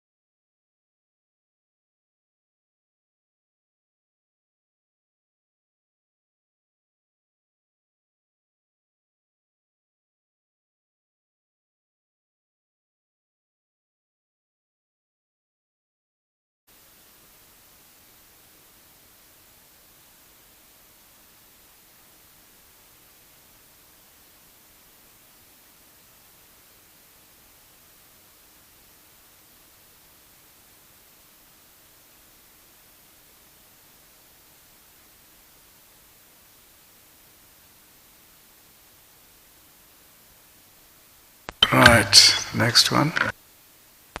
Next one, Mr. Commissioner. The next one, Dr. Matjila, is... Just let me remind him, Dr. Matjila, you are still under oath. Thank you, Mr. Commissioner. Thank you, Mr. Commissioner. Dr. Matjila, the next topic is that of S&S Refinery, and we begin at paragraph 364 of your statement. S&S Refinery, Commissioner. The S&S Refinery Let's get closer. The S&S Refinery deal was introduced to the PIC by Mr. Siyabonga Nene and his business partner, Mr. Amir Mirza. Mr. Nene was introduced to me by his father, former Minister Nene, sometime when he was still the chairman of the PIC. The former minister requested me to coach his son on business and investments. I accepted, as this practice was very common in the private sector. S&S Refinery was not the only transaction they presented to me. There was also a coal deal that they were pursuing. I advised them to seek professional advisor to assist them with putting together an investment information memorandum. Also assisted them in resolving their business issues with AfriSem, which was their supply of clinker for their small cement blender company at that time. Just to make sure, when you say also assisted them, is it you who assisted them or someone else? Yes, I assisted them with advice on the small business that they had in cement. Yes, thank Yes. you. Evidence has been laid in this commission on the transaction details and processes around S&S Refinery. I will address specific allegations made in the media, which also became subject of investigation by the Public Protector. The Public Protector's letters of the 24th of February and 24th of October 2018 refers. I think we have them in the bundle as well. One of the allegations was that the CEO of the PIC has invested in a dilapidated oil refinery in Mozambique. This has been dealt with extensively by other witnesses, Mr. Roy Raja and Constance Mazikanda of the PIC, in their statements to this commission. Poor governance, exacerbated by a collapse of the medical currency, the Mozambican currency against the US dollar, has caused great harm to this investment, mainly because the cost of raw material more than doubled in a short space of time, resulting in the refinery's inability to purchase sufficient stock. I believe the plant is world-class, is a world-class facility with all the packaging done in the facility, including production of plastic containers. A strategic partner has been roped in to operate the facility and restore its production in the long run profitability. Doctor, can I stop you there? When you say that poor governance was partly responsible for the demise of this investment, what do you mean by that phrase? I think the other colleagues of mine have explained challenges around governance and reporting to this commission, in particular around reporting, bookkeeping, and all of those. We had 2 employees of the PIC representing the PIC on the board of S&S Refinery as well. But it doesn't seem as if they were able to improve the governance standards to the standards that PIC would like to have in an investee company. And do you know of any particular reason why that position was so? I think the owner-managed businesses are always having those kind of challenges where the the owner and the lead promoter finds it extremely difficult to let go control and adapting to new governance rules in a more widely held company, if I were to put it.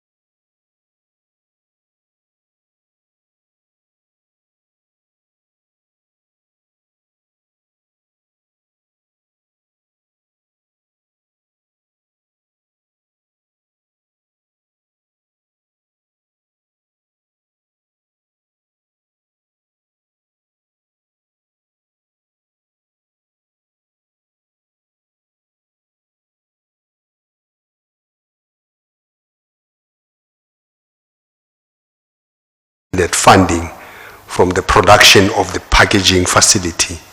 You know, those were some of the things that cash has to go through. And then the most expensive would be the raw material that was supposed to then feed the machine or the facility so it can produce oil, edible oil.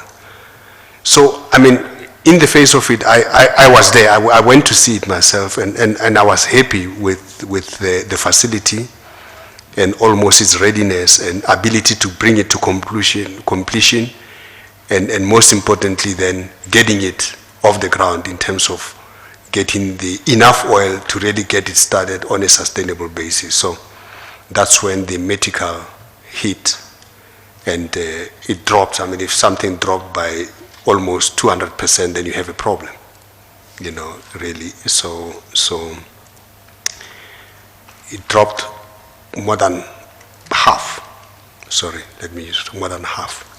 And which means that the cost of the raw material more than doubled immediately, which made it totally unprofitable. So to keep it going, there had to be a little bit of money just to keep the thing running, with the hope that, you know, at some stage the currency will stabilize, and then, you know, enough raw material will then be bought to really get it into real production and therefore profitability. But that couldn't happen because the cash flows couldn't sustain that, keeping it alive for a while, until we then identified another company that was playing in the same space, that they could come in and probably bring in the raw material and structure something different, that at least the machine, the equipment start producing, and we enter into some kind of a profit sharing arrangement with them. So in terms of investing, I think we were happy in deploying money in SADC, in particular, in Mozambique. We had already deployed money in Lome and Nigeria, and we understood the complexity and the challenges of deploying money far away. In fact, it was not the first transaction that we did in Mozambique. We also invested in a power station there, gas powered station in Mozambique. So, two questions arising from there then is that, do you think it was wise to fund an entrepreneur versus a medium-sized business which exists and maybe it wanted expansion capital, just as a question? And then the second one, given that you saw the currency risk in these countries, like as the PIC done something about that, you know, many countries have got what you'd call, I don't want to be, you know, soft currencies. You know, some people call them soft currencies. That, have you thought about doing something about macro risk or currency risks in particular? You know, so those two questions about the currency and backing established businesses on the continent. Yeah. I think, again, it's about hindsight. We thought with PIC representation of the board, we could change the board to be a lot more, you know, compliance with King for that matter. But the team has reported that here that they struggle to really change the governance as fast as they would have loved to. The issue of currencies in the continent, it's a big challenge, you know, and the easiest obviously would have been to ensure that we price everything in dollars. You know, our exposure is dollarized, you know. But then I'm not sure if the company would have been able to sustain, you know, that kind of a strategy. So it then meant that full currency exposure, unfortunately. And these currencies, you can't hedge them. I mean, it's unlike South Africa where you are able to hedge the rand. There is that market of buying forward and so on and so forth that you can use to hedge the currency. There we took a naked position in the currency as well. So the lesson is maybe that's probably not the area that we should have gone there very quickly. You know, we should have probably given ourselves time to understand the macro issues better. You know, it was, I mean, unexpected from where we sit, how the currency just fell because of certain, I think it's fraudulent activities, you know, as far as my understanding is concerned, you know, that caused the collapse in the medical.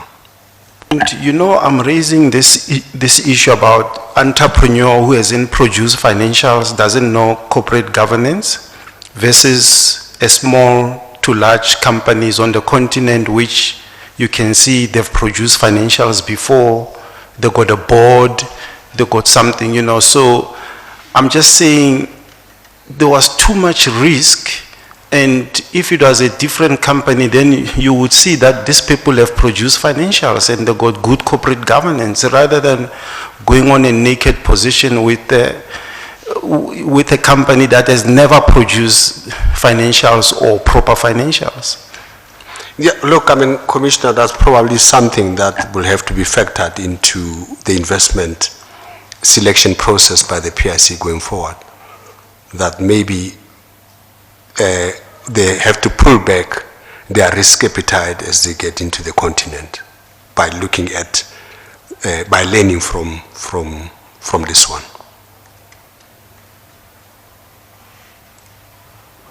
But is the PIC learned from it or not? Do you know? I think they should have learned. I think they did do a case study around it to understand what went wrong, which is something that we do very often. When there's a transaction that has gone wrong, we need to do a case study to understand and what are the mitigants that we're going to put in place, you know, if we are confronted by a similar situation, or how we avoid such a similar situation from occurring again into the future.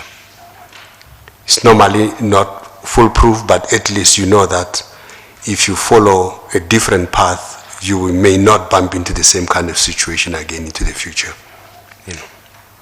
Thank you. Thanks. Dr. Matjila, thank you for this. This was a $63 million investment. 63, that's correct. Correct, and that has not been serviced. So what is the debt at the time that you left? Commissioner? How much would still be owed on this, given that there were no returns, or it is under watch and not profitable?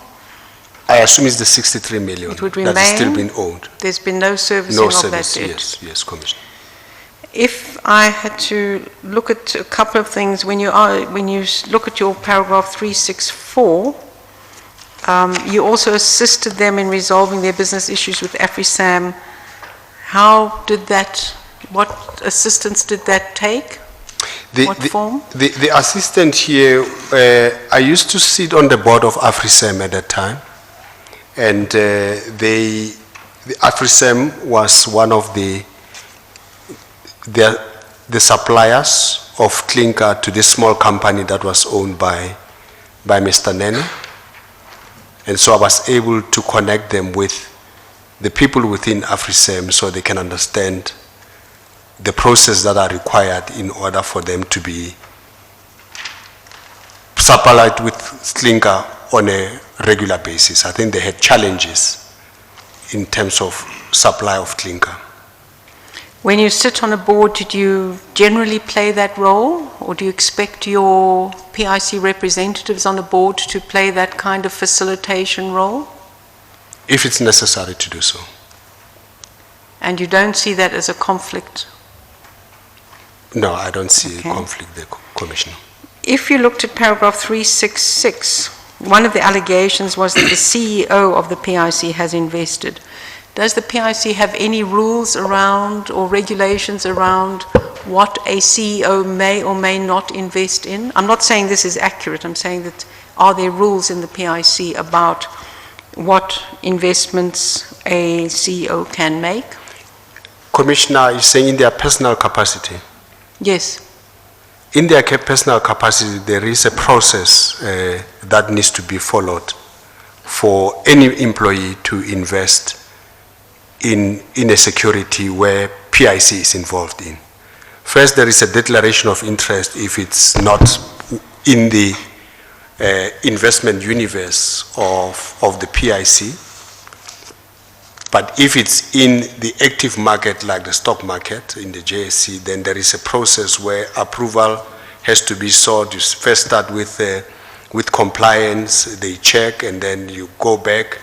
And so there is a thorough process that one has to follow, an employee has to follow if they want to buy shares in the stock market. If they Or have invest in any entity. If you invest in any entity, you are free to do so as long as PIC is not in that investment. If it is, there has to be a process of declaring that conflict upfront. Can you invest even if you declare, can you invest in an entity that the PIC is investing in? Of course you can, but there is control. There will be restrictions as to when you invest. You can't invest at the same time as the PIC is investing, in other words. Okay. Yeah. And you're comfortable that that is secure enough to ensure that there isn't an ability for staff with inside information to make an investment? I think the policy is there, and I'm comfortable with it. I was comfortable with it at the time. If you look at the introduction to the transaction, Mr. Masikesa told to the Commission that in terms of the origination of the transaction, he was introduced by Mr. Raja with a proposal coming from your office, with Mr. Raja saying he was provided with the contact details of India Freck Trade and Investments as project sponsors, Mr. Siyabonga Nene, and being involved. That is correct? That's correct. Okay. Yeah. When you look at 366, and it comes back to the question my colleague was raising about risk, I think there are two elements, or a number of elements to this. One of the questions raised was whether this plant was modern, fully equipped, of the highest standard, and I think that has been, the evidence before this Commission was that any question that this was not to the highest standard was not correct. People went on site, saw this, and it was a first-class facility. The question that arises for me in assessment on the investment is not whether the plant was first-class, but whether what the plant was doing, importing raw material to process, was properly assessed in terms of risk, because there were a number of risks that, as you all indicate in your statements, a number of risks that could have been, or maybe should have been, better identified. Currency risk, as you've said, and you've indicated, and the depreciation. The question of supply of raw material, and the consistency of supply, and the changing cost, increasing cost of that supply of material. So that the issues that come back to me on a number of occasions is, or the number of investments, is the level at which and the appropriateness of the risk assessment, of taking things into account, because what 366 tells me, or seems to tell me, as with other risk times, is that there's been an inadequate breadth of the risk assessment. Given the experience here, in relation both to the counterparty, the language difficulties, the supply of the material, all of these things, do you think that your the assessment of risk is and has been appropriate for such an investment? Commissioner, I think the biggest issue here is the collapse of the currency.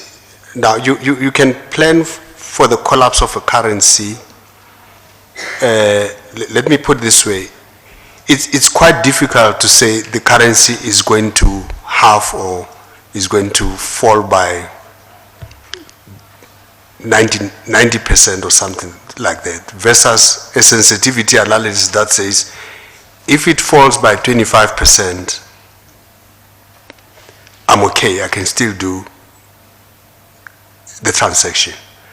That's the nature of the sensitivity analysis that you will do in most transactions.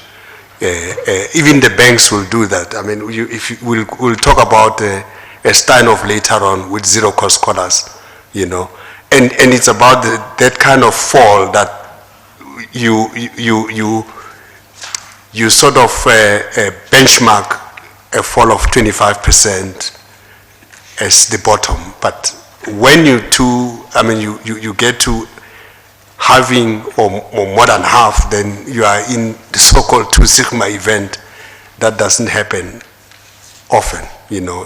That's unfortunately what happened here. The same with Erin Energy, we'll talk about it. You know, you come in when the oil price is like 99 to the dollar, and the next moment it's trading at 27 in a short space of time. Those are events that are difficult to model, you know.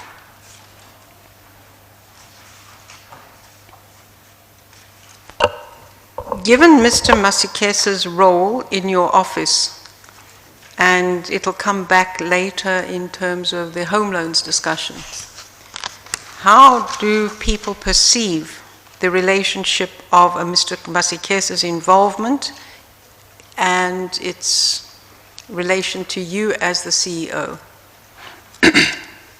Commissioner, I mean, what I'm hearing, I mean, what I've heard and the testimony to this commission, you know, has raised serious concerns, you know, knowing Mr. Masikesa, where he comes from, how he came into the office. I've always put a lot of trust in him, you know, and of course, I mean, those allegations, I'm not sure if they've been tested yet, you know. I'm sure the investigators can help us with it. But from what I heard in the testimony in this commission concerns me quite a lot as someone that is almost an example or a person who's very much attached to the office of the CEO. You would expect highest level of ethical conduct, you know, about them, you know, so. But other than evidence or testimony before this commission, you had no sense that Mr. Masikesa was playing that kind of role as he did in SA, as he is alleged to have done in SA Home Loans? I never got a sense, Commissioner, you know, although from time to time I would try to coach him. We'll talk about it. The meeting that Mr. Kevin Penwarden talks about with me at the PIC, you know, he was there when I was saying to Mr. Kevin Penwarden that we are not going to pay fees, you know. He was there. We are not paying fees because we are not contracted. We don't have a contractual arrangement with Mr. Maponya to pay him any fees of any sort. So I was also shocked when, you know, a statement was made to this commission that he was actually using the office to try and get a transaction approved. Thank you. Yeah, just a final question and to go back to S&S, and I'm just raising this because I worry about the business model, and it's just an example. I mean, you got a country, and then it's part of the countries that you club as soft currencies. This company imports raw materials, and we know that the currency can shoot up and all that. And then it needs to export the stuff or treat it, sell it within Mozambique.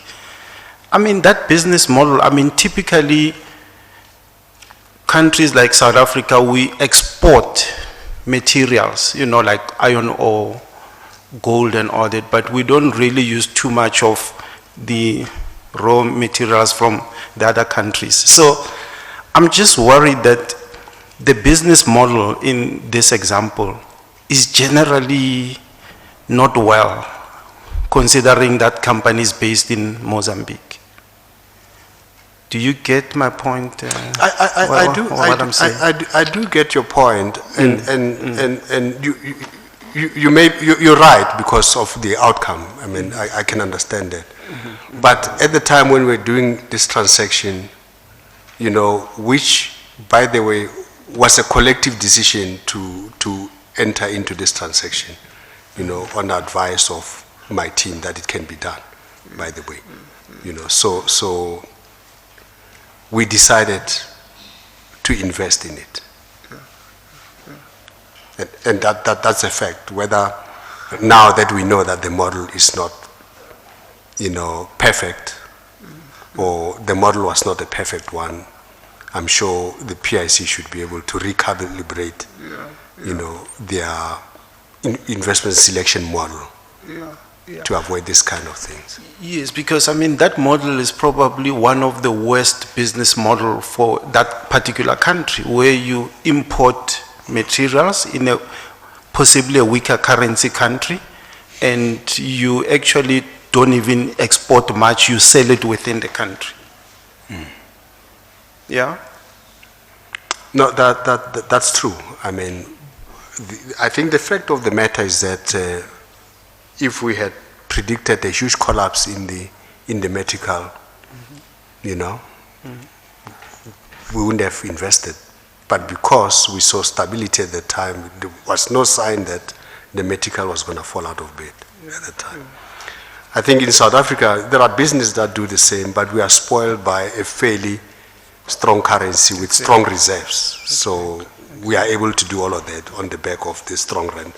Although in the long term it gets weaker, you can see weakness, you know, in the long term.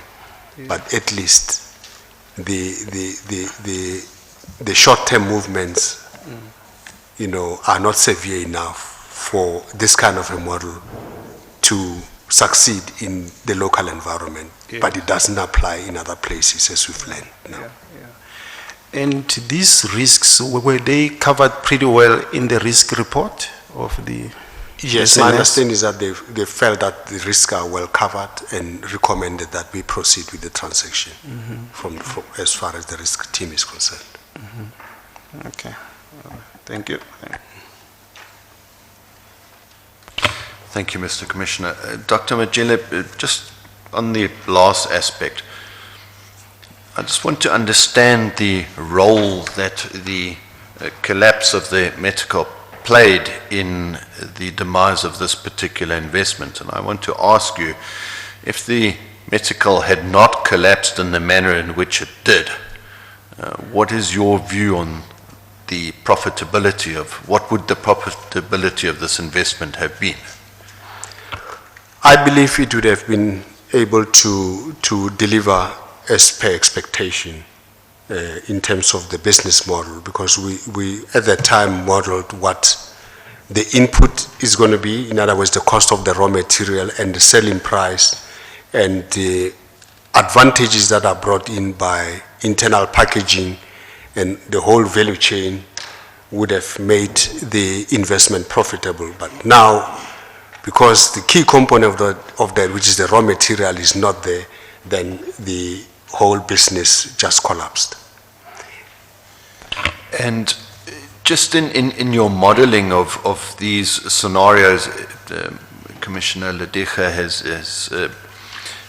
said to you that Mozambique has a soft currency and that should be taken into account, and that probably is quite correct. But what happened with the Metacal in this particular instance, was that a scenario that your forecast or your modeling foresee? Commissioner, no, we didn't foresee such a huge collapse in the Metacal.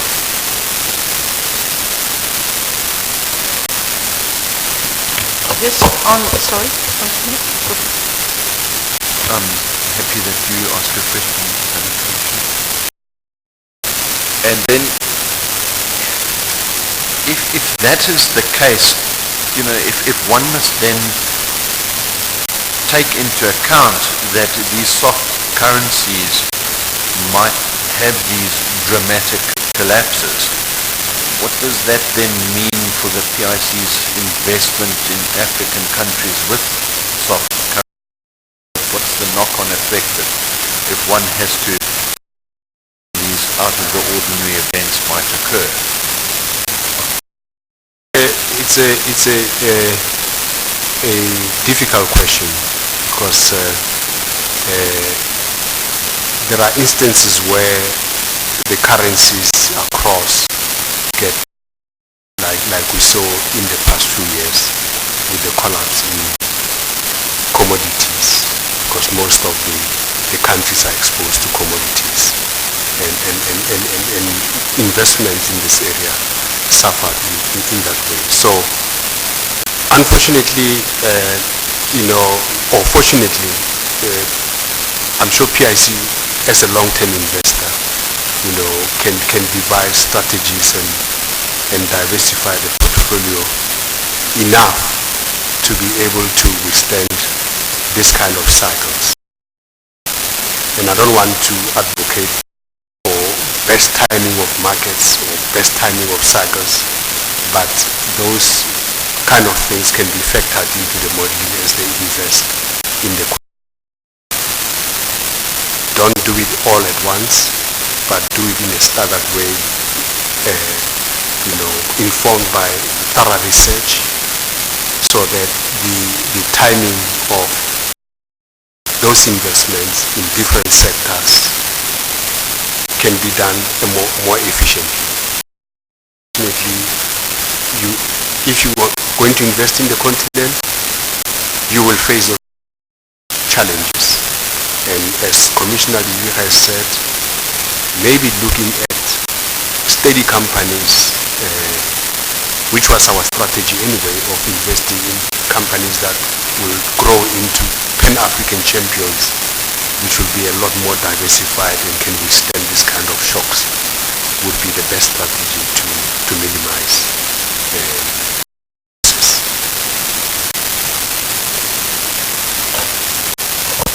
Just perhaps on that question, Dr. Matjila, because the real issue was the unforeseen and unexpected significant depreciation of the metal. But is that, when you're looking at the risk, is correct? Because in this particular instance, and I think that the question that South Africa has of being more integrated into the African market, obviously it's a question of understanding the different markets and the risks involved and how one deals with mitigating risk. The question for me would be, in an investment of this nature, you don't only have one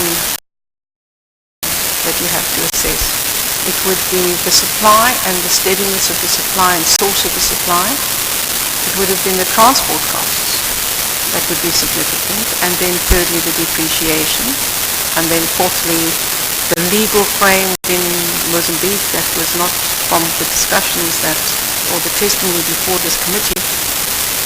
You were dependent on others for the translations of language. They had not into your own sense of an interpreter to come along and ensure that the information was being interpreted from the PIC side. And then, of course, the very entity itself and the ownership of the individual. So there were a number of risks, some of which could be mitigated against, but the three that in combination posed big risk would have been, and that led to the steadiness, security, source of material, the cost of transport, and so to look at it only as the depreciation, and I'm coming back to the question of the way risk is assessed, is that scenarios and looking at scenarios for an investment of this nature, one would what happens if it happens in combination, because these things don't happen in isolation. If there's a depreciation of the metal, currently paying in dollars or whatever the case may be, how do you pay for the transport costs, oil price, all of those kinds of things. So for me the question is, what in combination would you look at to address the concerns around risk, not just the depreciation? Commissioner, I think I will say close to heart, but there's a department that looks at this, and they run all scenarios, and they tell us that they are comfortable with the transaction from the risk side. That is the recommendation that's coming from the experts within, using even external experts to put together this, So, and on the ESG side, we've done our work. We are here on the technical side, we've done our work, and all of that together is then funneled into a committee that says, well, based on all of this, we think we can do the transaction. That is the process. So I wouldn't be able to say, I saw the model, I did the sensitivity analysis, and it didn't cover this kind of aspects of the transaction, So probably that's something that the PIC will have to learn out of this to probably enhance the risk process around these transactions in a much more robust way than we have done in the past. But in essence, what you're raising is that you place great reliance on the expertise of your teams at all levels and the information they provide to you. Yeah, absolutely. That is the process within the PIC. There will be different teams with different expertise that put their reports together, and that forms the basis on which a decision is made. And you respect those views? We do. Thank you very much. Just a final point is that then, as you say, Dr. Matjila, that we get companies that are successful or exist and all that, in a sense that there are companies on the continent that have withstood currency risk, they've withstood high interest rates and the other shocks and all that. So maybe those are the companies you could look at, isn't it?